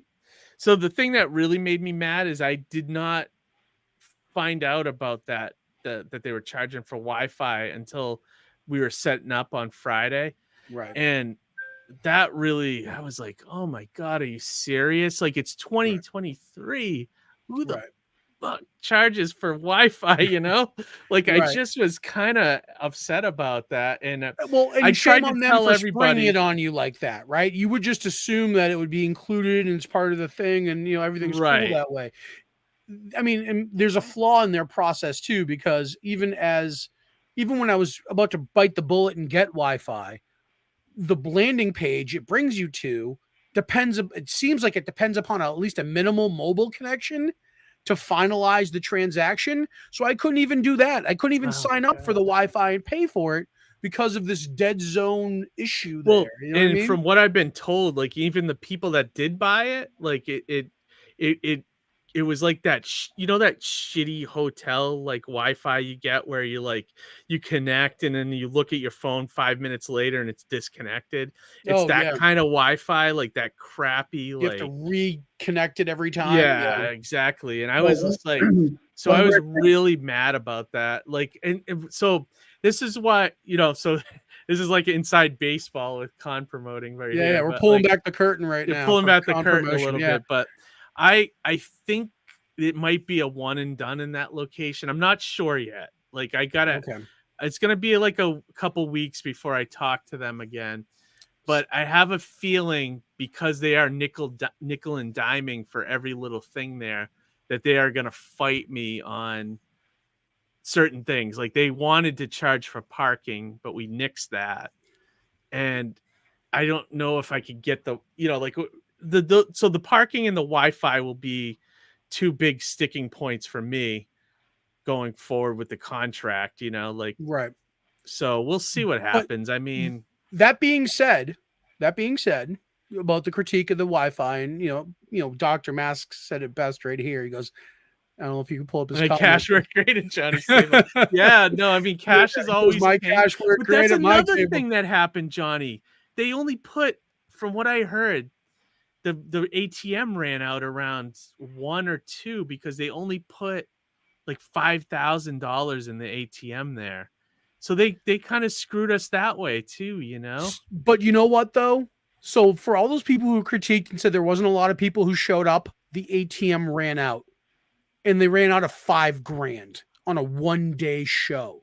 Think about that. That's a lot of transactions on the ATM. It is. Of people going there, getting money out, having to go take money out because, credit cards weren't working. So it goes to show how many people actually shopped. And that's where I wanted to go to my next point. I had a fantastic show at Plastic City. For a one-day show that opened at 10 and I was out at 3 because I had to leave early, I made just about $200. Oh, wow. Which is good. Now, you could say I have a lot of gimmicks at my table, whatever. But people came by, people spent. People were interested in what I had, and people were supportive of indie creators. So, anybody who's got a critique, if you're watching, I say, come on here. I challenge you to tell me that, why the show was bad for you. What about you, I Keith? challenge you to say that. Have you done any number crunching yet, Keith? Yeah, so it looks like it's a record year for people actually, which was good. Because we don't know exactly the number, and it's only because we don't count the kids that are 12 and under, because we only go by the cash that comes in for the show. So we averaged about, say for every paying customer there was one kid, which is probably like a good average, because like some people come with like 5 kids, some people come with none. So we figured like if we pair one kid with every person that bought, puts us somewhere in the 2,500 range of people, which is up 1,000 over last year. Last year I think the final numbers were like 14 something, like 1450 or something like that. At one point, I looked up from my table, and I looked around. I was like, wow, this place is bumping. Like, it seemed like there was a lot of people. And, if you were to say that there weren't, I think just the fact that the venue was more spaced out. Like, I think the way your layout at this new show was actually a little bit more spacious than what you had over at Wallace Civic Center. So to that point, and actually, feel like you could thank Amy for that. She designed the floor this year, and I think like it was really well done, thought Amy. out. Yeah, absolutely, well done. On the show into the parking lot, it was like filled. You couldn't. Yeah, I wish I got out there and took a look, because everyone kept saying that the parking lot was like jammed. Pretty packed. Yeah. Was it packed in back too? Did any of you guys go in the back? The only reason why I parked was because somebody had left right as I pulled in at 2:00. But everything else was like taken. So parking was so sought after that when I left at 3, Jeff Levine, the hot sauce guy, was like, yo, I want your spot. Because I was parked right out front for having gotten there early. Yeah. So that's how like packed parking was in that regard. Wow. Yeah. Nice, dude. That's awesome to hear. Yeah, I mean, it definitely showed with the attendance. Like people, it was like wave after wave. Amy said it was constantly busy at admissions, which was good, Yeah. Let me see. So if some comments here, if most ATM kiosks can't carry more than that, if anything, they could have included more. Yeah, no, I wish they were prepared for that. And probably I should have said something to them, or had our ATM guy come in that we usually hire for Wallace and have him set up too. That would have probably been good. Although they probably would have had contention with that, because I wouldn't be surprised if they want their money. ATMs. They want their fee. Right. Yeah. Yeah, exactly. That's the problem with this venue. They're very money hungry, and I think that's going to be what ultimately doesn't bring us back next year, because I have a feeling that I won't be able to work with them, because like the whole reason for our show is that we want to make a cheap show for everybody, the vendor and the consumer. So having parking fees and Wi-Fi fees, that just does not work. It's like everyone's so greedy, just like, like honestly, and Keith, you're just trying to put together a Comic-Con that's old school, old fashioned. You know what I mean? And for them to kind of have this, like, because you know what, their mentality of a Comic-Con is completely different. They think of Fan Expo, they think of New York, they think of San Diego. They don't understand the old school hometown Comic-Con, which is the vibe that you typically go for. Yeah.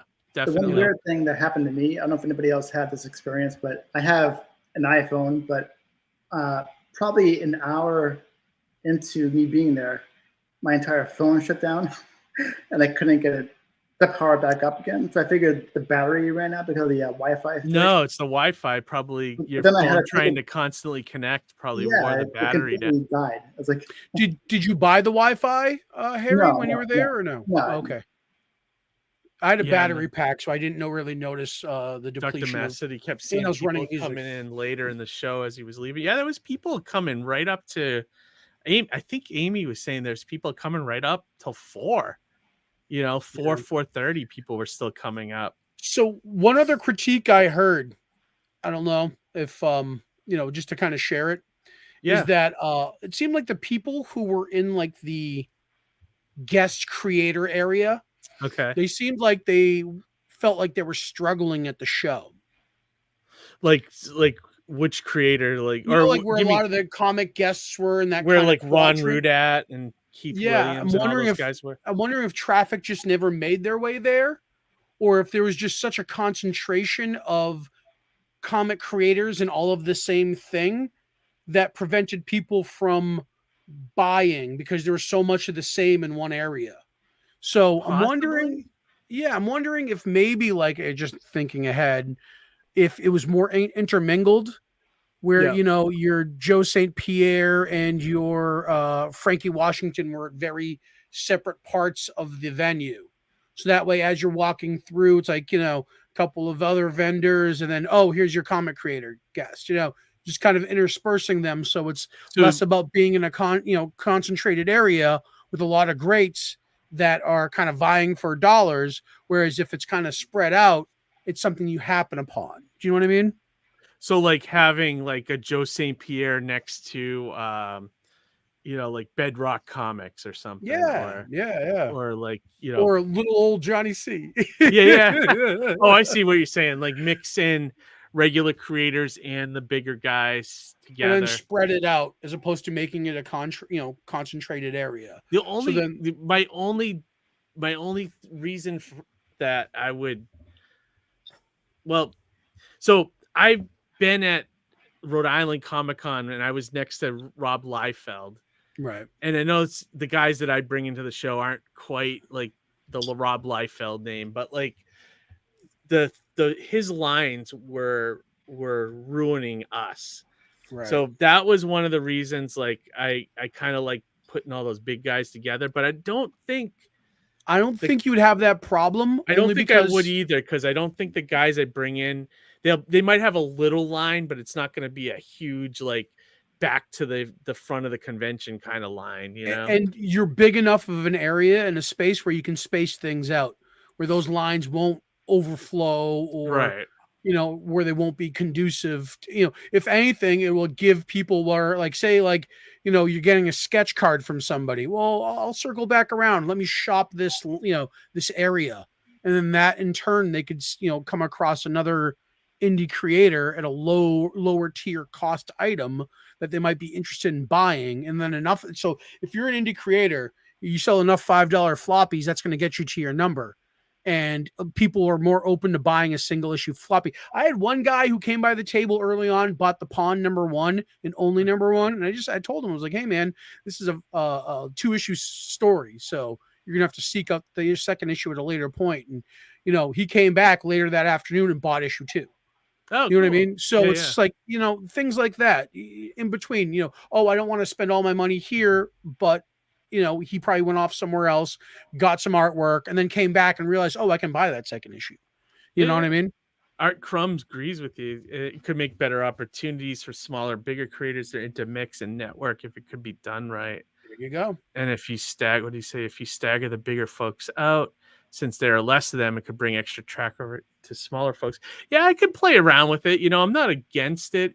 I guess I was judging it from my experience, which was miserable. Like, I just remember, like, so they were supposed to put Rob Liefeld somewhere else, but he wanted to be in Artist Alley. And of course, that ruined us in Artist Alley, you know, because his lines were so long. So so I don't know. I like Rob Liefeld. I don't care what anybody says. What'd you say? I like Rob Liefeld. I don't care what anybody says. I like him. He's a nice guy. Like, I even talked to him. I don't know why he blocked me on Instagram, but I like him still. You're blocked on Instagram? Yeah, I don't know what's going on with that. Did you make a comment about, I don't know. The funny thing is, every time I see him in person, he's super nice and personable to me. But for some reason, I'm blocked on Instagram. Who knows? Oh, man. Yeah, that's weird, man. I don't know. So your overall feeling is that next year will be somewhere else, you think, Keith? Or yeah, so that's, I mean, it's barely been 2 days, so like I haven't even really thought about it yet. We'll fucking do it at my house, kid. We'll put it in the backyard. Dr. Mass said he had a great time at the show, dropped a few hundred, and discovered some new indie comics. My only complaint was what was up with the shirtless vendor. Because there's Oh always my got to be God. some type of shirtless altercation at Plastic City Comic Con, whether it's the Fitchburg Flexor or I don't know what we call this new guy, but What was he, a centaur? What, I don't know. Yeah, that guy was that guy was no something apologies else necessary. too. Here it comes. Well, he started off like crazy too. Like here's a more inside babe. When he first showed up at the show, he set up on Friday and I showed him where his spot was, and he was trying to put 2 tables in there, which is fine. You can do whatever you want. But he's like started yelling at me like, this is supposed to be a 10 by 10 space. And I was like, really? Because nowhere on the website says that we offer 10 by 10. They're all 9 by 6 spaces. And he just kind of shut up and kind of went on his way, you know. But like, I was just like, oh my God, you know, like he was just. Who has the heart to yell at you, Keith? I Who know. can look I at was you like, in those baby blues and actually yell at you? Come on. yeah, and I heard you ran into my mother, Johnny. Dude, I turn around. All right, so I'm sitting at the table, and this little lady, trying to go ask me, asks me a question as if I worked for the show. Okay, and then I turn and I look at her, and I go, I feel like I'm looking at Keith, and then I look, and I go, are you Keith's mom? She goes, yes, I am. She's so sweet, has your laugh, has your eyes. She is the best. I love running into your mom, and I'm going to throw her under the bus a little bit here. But she goes, she goes, well, she was looking for you, right? Yeah. And then she leans in, and she goes, there's too many bald guys here at the show. Oh, your mom was the best. I wish I had the photo handy to share it. Yeah, that's great. I saw it though. It was great photo. Yeah. She said she met you. I think she watches our broadcast once in a while. Maybe so. She's the best. I told her that God bless her for giving birth to and creating one of the best human beings I know. Oh, man, that's nice. Thanks, buddy. Appreciate it. No problem, man. Let me see. I've lost track of the comments. So let me see. Roland said, isn't that how it usually works with putting smaller booths next? Okay, yeah. And then what he said? Oh, I remember that show with Liefeld. He picked up his stuff and moved to the comic. Yeah, that was awful, dude. Very what show awful. was that? That was Rhode Island. Rhode Island did okay. that. And I was like, I was so mad about it because Rhode Island was so nonchalant about us losing. Like they were like, well, we're gonna put the line going down this aisle on Saturday, which was our aisle, and then on Sunday they're like, we're going to put it on the other side so those guys will have to deal with it. And it's just like, guys, you had a place for Rob Liefeld. Is this the Rob Liefeld Comic-Con or is this the Rhode Island Comic-Con? Yeah. Tell that bastard where he needs to go, and like I got nothing against like Rob Liefeld, but like, and he was a nice guy. I talked to him for about 10-15 minutes. I just, he ruined our day of sales, and that was my last straw with Comic-Con. All our Saturday sales were nothing because of him. Yeah, it's tough, man. But Amy says she wants to come back to Leominster. Yeah, like I'd love to do that too. It's just, just finding.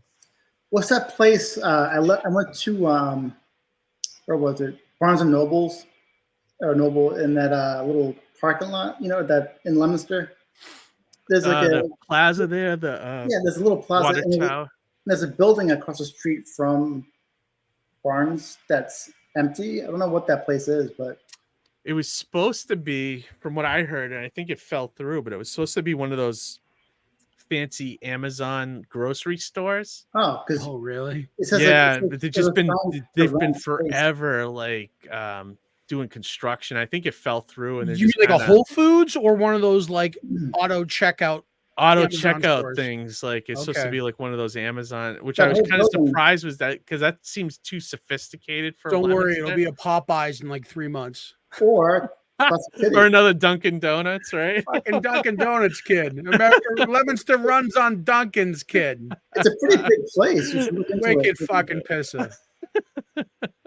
That's great. It's a big place. You should look into it, maybe. It's not Plastic City if Keith doesn't get yelled at. That's it. That's it. Next year, I'm just going to follow you around like a bodyguard. And if anybody starts yelling at you or gets out of pocket, they're going to hear the fucking full volume of my voice. Nice, dude. I appreciate that. Yeah, and it's so true. Rhode Island's a wonky show. Standing in line outside in the winter, going for build. Yeah, it's not a good convention, and it's a celebrity con. Steve Perry doesn't like me because I work for Sam Chase. That's the scariest. Well, Steve Perry doesn't like any other promoters out there. So yeah. I mean, I wouldn't sweat that one too much, Johnny. Yeah. That's like get in line on all the people he can't stand, you know? Oh, he's best friends with Joe Souza. Yeah. Oh, Joe hates him. Or no, the other way around.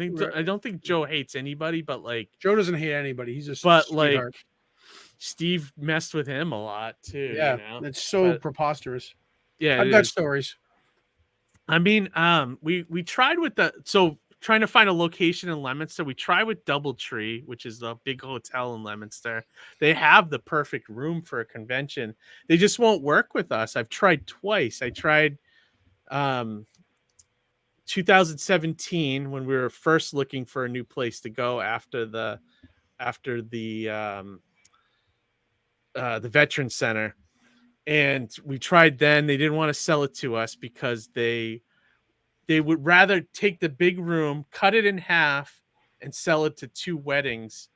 Yeah, but now you can show them numbers from this past convention and show them how well you did, you know? And yeah, Amy said, try again, but I figured like I already tried twice. If anything, I don't know if a third time will be what if you wore a fake mustache and came in? They would think it's somebody else. and then rip it off and go, "Hello, old friend, we meet again." Yeah. Right. Keith, if anything, I'd say the next show, if you have to make a change, go the opposite way. What do you mean? Make it smaller. Make it smaller, make it more exclusive, make it harder to get into, make a waiting list for vendors, and keep the same amount of promotion. And if you can keep the same attendance, can you imagine the amount of, because if you think about it, you reduce the amount of tables, right? And then you have the same amount of people showing up because it's a legacy show year after year, you're gaining new attendance. In turn, those people who do that show are going to do better. And then in turn, they will say, oh, well, I did really great at Plastic City. I'm going to have to go back again. And then that's where you create this demand and, maybe build out again, after time or whatever, Yeah, definitely. Yeah. Or keep it small and go 2-day. Yeah. That's at that point, I know, because you talked about going. If it's smaller, it's easier to do 2 days. I think right. If you're still at the Veteran Center or something. And if you really want to get gangsta, you go 2-day, but the 2-day is 2 separate vendor lists. So you keep some people as full 2 days, but also turn over some tables so there's new people the second day. Do you know what I mean? Yeah, it gives offer if people want to just vend for 1 day or something, that kind of right. thing. Or it also gives incentive to people to come back a second day to the show, right? To see more because there's stuff that wasn't there the previous day. Yeah, it's not a bad idea. You know what I mean? So it's like, oh, you only want to do 1 day? No problem. So and so will only be here for 1 day or signing for both days. You know what I mean? Different ways where you can work within a limited means, but also keep that that exclusivity, that kind of that feeling of almost FOMO if you're going to miss out. You know what I mean? Right. What do you think about what do you guys think about if I went to the mall and checked and talked with them? You think mall would be horrible? Comic-Con poison is the mall. Yeah. You think so? Even if you if you did next thing you know, you have a white ponytail and wearing a Hawaiian shirt. Mm-hmm. Don't go to the mall. It is kind of like a mall that time forgot. I feel a growth in the back of my head right now. Don't go to the mall. Although I would say the one in Leominster is really nice. They carpeted it and it almost looks like walking in a museum now. But because most malls are museums now. Yeah, you're right. Spencer's Gifts is like a relic from the past. That's why I think they would There's work fucking with me, you know? cobwebs on the Hot Topic, and it's not actual set dressing; it's actual cobwebs. So Elizabeth Roberts is suggesting Lebanon, New Hampshire. I don't think I've ever been to Lebanon or You can't been have in Plastic Lebanon. City in Lebanon, New Hampshire. It's Well, Plastic that's City. the- It's Leominster, Mass. It's Fitchburg, Mass. The I know. Twin Cities. I know. What do you? Well, if we moved out further, Johnny, to other towns, would you think it would be all right to keep the name still? Like, I would hate to rebrand. That's the problem. Yeah, you don't want to rebrand, but I don't think you can go out of state and still carry Plastic City. Yeah. So if I go a couple towns over, I could still keep it. It just They had a convention in my hometown, Westford, and Yeah. the what's it called? Some hotel. It was kind of like an older. I mean, I'll think of it, but they had like what was the Like a Hojo's. no, it was a I'll think of it in a second. Westford, like Westford. Yeah. I don't know. That's where you no, were. Super Mega Fest had their show in Westford. That's what I'm saying. That's where it was. Yeah, Oh, no, okay. I can't think of the name. Poison. Don't do it. Okay. Don't do it. If anything, Keith, if you're looking to branch out, maybe that old Wilmington venue. Old Wilmington. Oh, the that Shriners? might not be so bad. That might not be so bad, especially a for the pretty type good of show that space. you're looking to do, because there's extra space there. There's that little parlor room that has, like the bar and stuff, so you can make that like a hangout reading area, keep people there on site, or even put gaming in there, and then you can have the actual arena part as your floor. Wasn't your there show floor. panel rooms there too somewhere? Upstairs, but you don't even have to mess with that. You might even Okay. be able to knock some money off for not even having to do. I mean, do you really want to start doing panels too? Keep people on the floor. Keep them on the floor. Yeah, I Keep mean, it one day. Keep it. You know what I mean? yeah, I like the shopping aspect, but I wouldn't mind a few panels throughout the day, especially if you did a sketch off. Those are usually fun, and Yeah. maybe I would schedule it, but I wouldn't do an all day thing.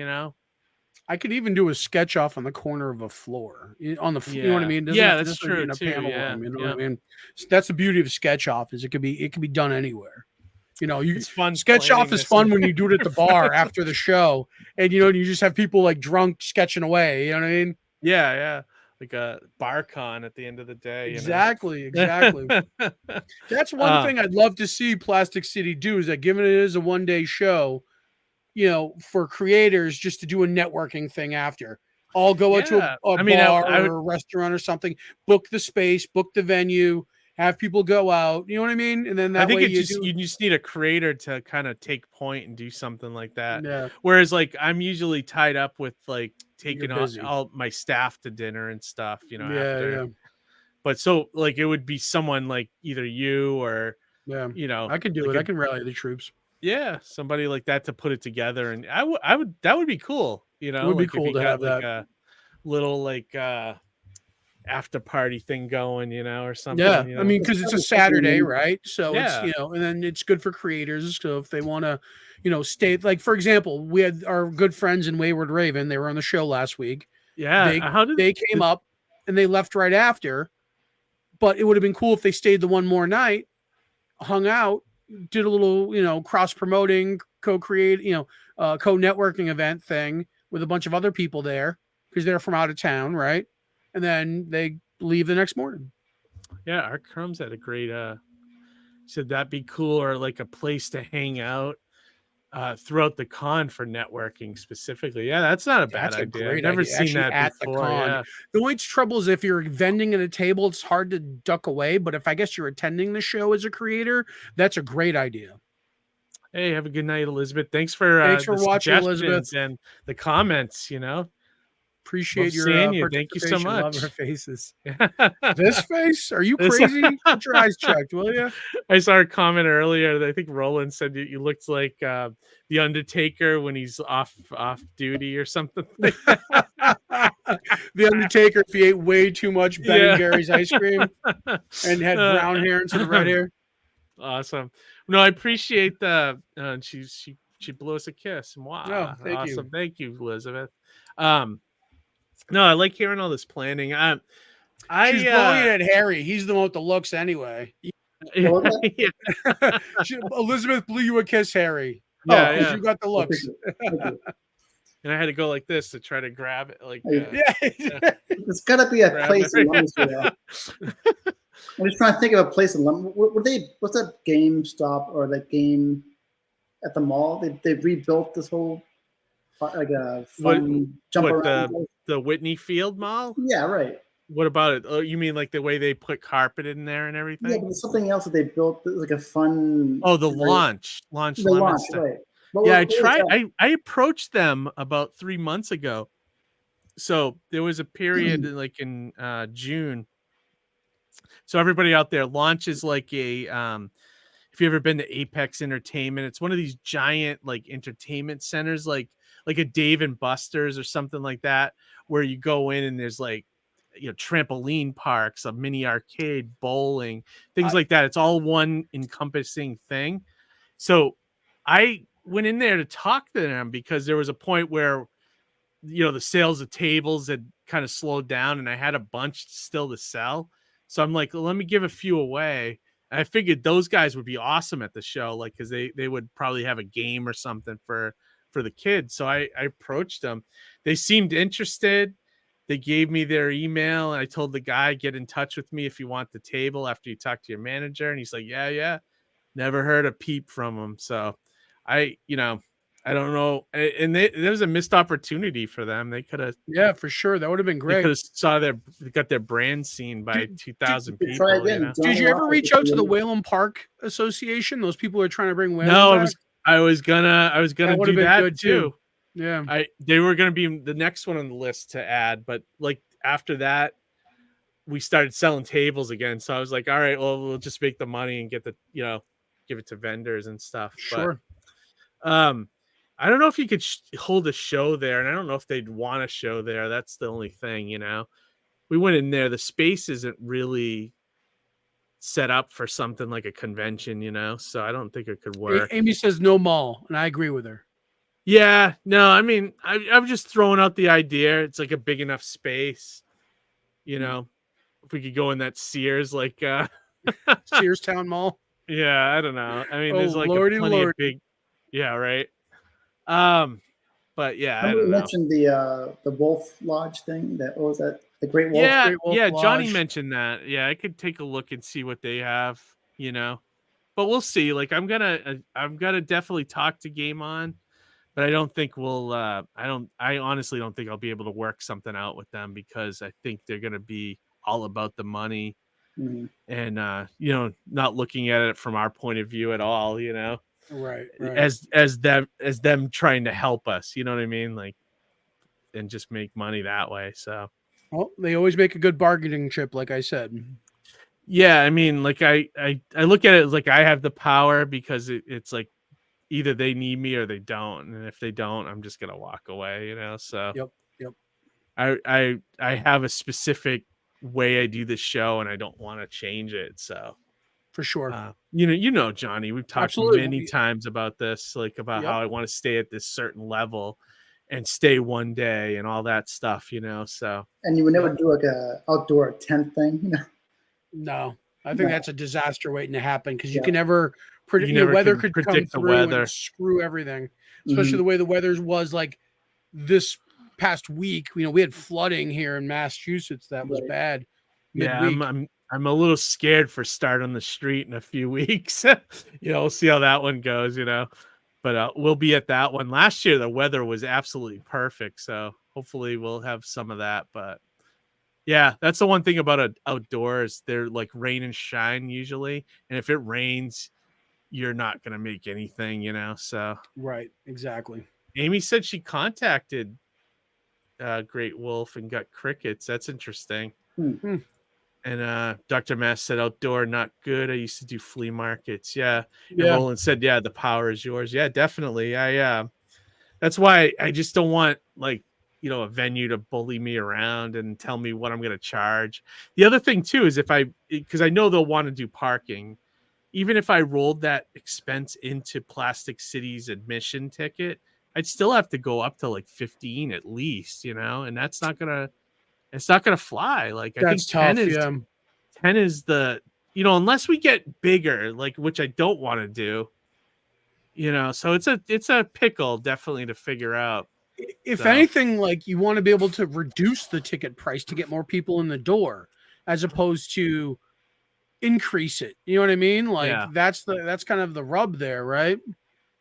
Yeah, I might shop around. I mean, if we got to go smaller, we go smaller, and then I think there's no shame in scaling back if you need to. I think that actually, even like I said, that could present an opportunity to make it a little bit more exclusive, a little bit more sought after. You know what I mean? Almost like that first Wicked. You know what I mean? Like, that first Wicked's a great template because it was a well packed show, tons of tables, 1-day show, greatly promoted in a good area where people were able to get to, and vendors did well. Yeah, true. So yeah, we'll see. Like, I'm I've got a bunch of things I got to think about, and then have that negotiation with them, which I think is going to be a waste of time. Johnny, But, go with them. Johnny, what's that? Yeah, I'll go with you. Johnny, I'll go with you, and I'll mean mug the whole time. Yeah, there you go. Some glass knuckles. Yeah. No, I'll just sit there, like, I'll just drag a knife across my face. Yeah, right. Give him a look. That'd be great. That's awesome. But all right, we've been going for 2 hours. I'm probably gonna wrap this up. It's been fun talking about all this stuff. Yeah, we had a lot of fun. We had a lot of fun having Global Comix on. I hope everybody takes advantage of the code that we have with their exclusive offer. Yeah, let me paste that in the chat again if you guys want to. One more time. It's like 50% off their membership for a year. I know that I'm going to be subscribing, so that way I can make the most out of the beta app that I'm currently using. Oh yeah, definitely. And Roland, whenever you get a chance, DM me. I'll send you a code for your Mad Cave comics that you won. That's Nottingham from Mad Cave. I looked it up in the email. So you've got the full set of Nottingham from Mad Cave coming at you. So Nottingham. So it's probably like a Robin Hood kind of book. I'm assuming, maybe. Yeah. Pin it to the chat. Oh yeah, there you go. Pin that to the chat. Let me see. Does this pin it? I think. So while he's pinning that, definitely go check out Global Comix. Also, don't forget about Global Indie Group. They're our second group that we're affiliated with. Those guys are fantastic. It's kind of an Angie's List for comic creators and podcasts and editors and so much more. I know that Global Comix has their built-in creator marketplace kind of thing, which is good. But Global Indie Group also has different things like editors, podcasters, things of that nature. So our man Hades runs that. Big shout out to him. Check out Global Indie Group as a like I said, an Angie's List for anything you need in the creative field. Oh, awesome. Yeah. And Harry, anything you want to shout out? You want to shout out your Redbubble? Well, I only have a few items on there for sale, So shout it out. But if people, it's Harry G75 on Redbubble. That's my artist name on there. But, if people want to check out my other drawings, I have them, a bunch of them on my IG there. Oh, cool. All right. Yeah. That's cool. I do, fun drawings, like hopefully to not offend anybody. My stuff's more like fun and funny type stuff. Like a pun, right? Like puns and t-shirt. Like I have one on there from like driving one day and I drove by a sign for, this many miles to Cape Cod and I drew a Cape Cod, a fish with a cape on it, so like before I do anything, I make sure that it's not taken by anybody or has been done before. Yeah, right. Yeah, you do like the copyright search. It's the Uber dad joke, if anything, right? Yeah, right. So, no, that's good though. That's fun. Yeah, and I took plenty. And I was going to ask the guy, Chris Carter, tonight about I had a whole 3 pages of notes here to ask him, but oh, you should have raised your hand. Well, no, because I didn't want to interrupt him because I wanted him to talk about the platform and everything else. But yeah, I was going to ask him if if it was going to be user friendly for people that can't see things like that. Like I wonder if there's like a thing. Oh, like a braille kind of thing or something. Visual comics for blind readers. Now that's innovation. Or I like it. You know, like book on tape or book on CD or whatever. They can be read to you or something like. That's I no, used to but do actually, that. that's a great idea, Harry, because I know Mhm. there's AI that can just read text, right? Right. So why not have something that would basically describe a panel and then read the bubbles? That would be fantastic. Get them back on. Let's get. Yeah, let's get Chris back on here. Every Yeah. time we have him on, there's always something that we're still like requesting. Yeah. Right. Did you guys ever used to do that when you were kids? Like I had speaking of that, like I had a tape recorder and I used to read a comic book and I would like read the comic book and kind of act out the comic book into the tape recorder. And I remember like when it would be a thought balloon, I would take a glass and I would talk in the glass so it sounded like he's having the thoughts, you know. It's like so stupid. But That's funny. I wish I could find those older recordings. That'd be kind of funny to listen That'll be to. Like funny audio to play those dramas. back. Yeah. Yeah, like audio dramas. Yeah, that's Yeah, definitely audio pretty dramas. good. But I mean, I would expect that it would read, it would read the comic to you, including the description. So you could take whatever's already uploaded. You wouldn't have to especially record anything. The AI would read it to you and describe it. hopefully not. Where's Peter Pan Records? Let's get them going. Remember those are the guys, didn't they? So It'd be the cool book if on it was tapes. if it wasn't like Yeah, a robotic voice, like if it was like Yeah. a more I smooth. bet AI could Scary. do that easily. Like, Yeah. that'd probably be really good for AI, But Totally. all right, gents, we'll wrap this one up. Wrap this up. What do I'm gonna be fulfilling more of the campaign soon, hopefully this week. And I know I'm not halfway done, but I bet I'm about probably like 25% done at least, or 30%, somewhere around that line. So Okay. getting there. So and then once that's out behind me, I can start focusing on other things like what's the next distribution plan, or what's the next issue kind of thing. So looking forward to the future of it, now being out from under the thumb of a publisher, so It's good. It's liberating. Yeah, it is You know good. what I mean? It's very liberating, so. But all right, everybody, we got to wrap this up. We've been going for probably this is a record for us, 207. Well, we've gone longer, but Have we gone longer? Oh, Yeah. we have gone longer. Yeah, absolutely. Okay, so yes, but I could chat with you guys for hours. This and is a hours. very robust episode. Let's just say that. Yeah, very robust. All right, well, everybody, Thanks, have a Dr. great Mask. week. Have a good night. Thanks, Roland. Thanks for joining us, and read some comics, everybody. Yep. Good night, everybody. Be kind to each other. Bye.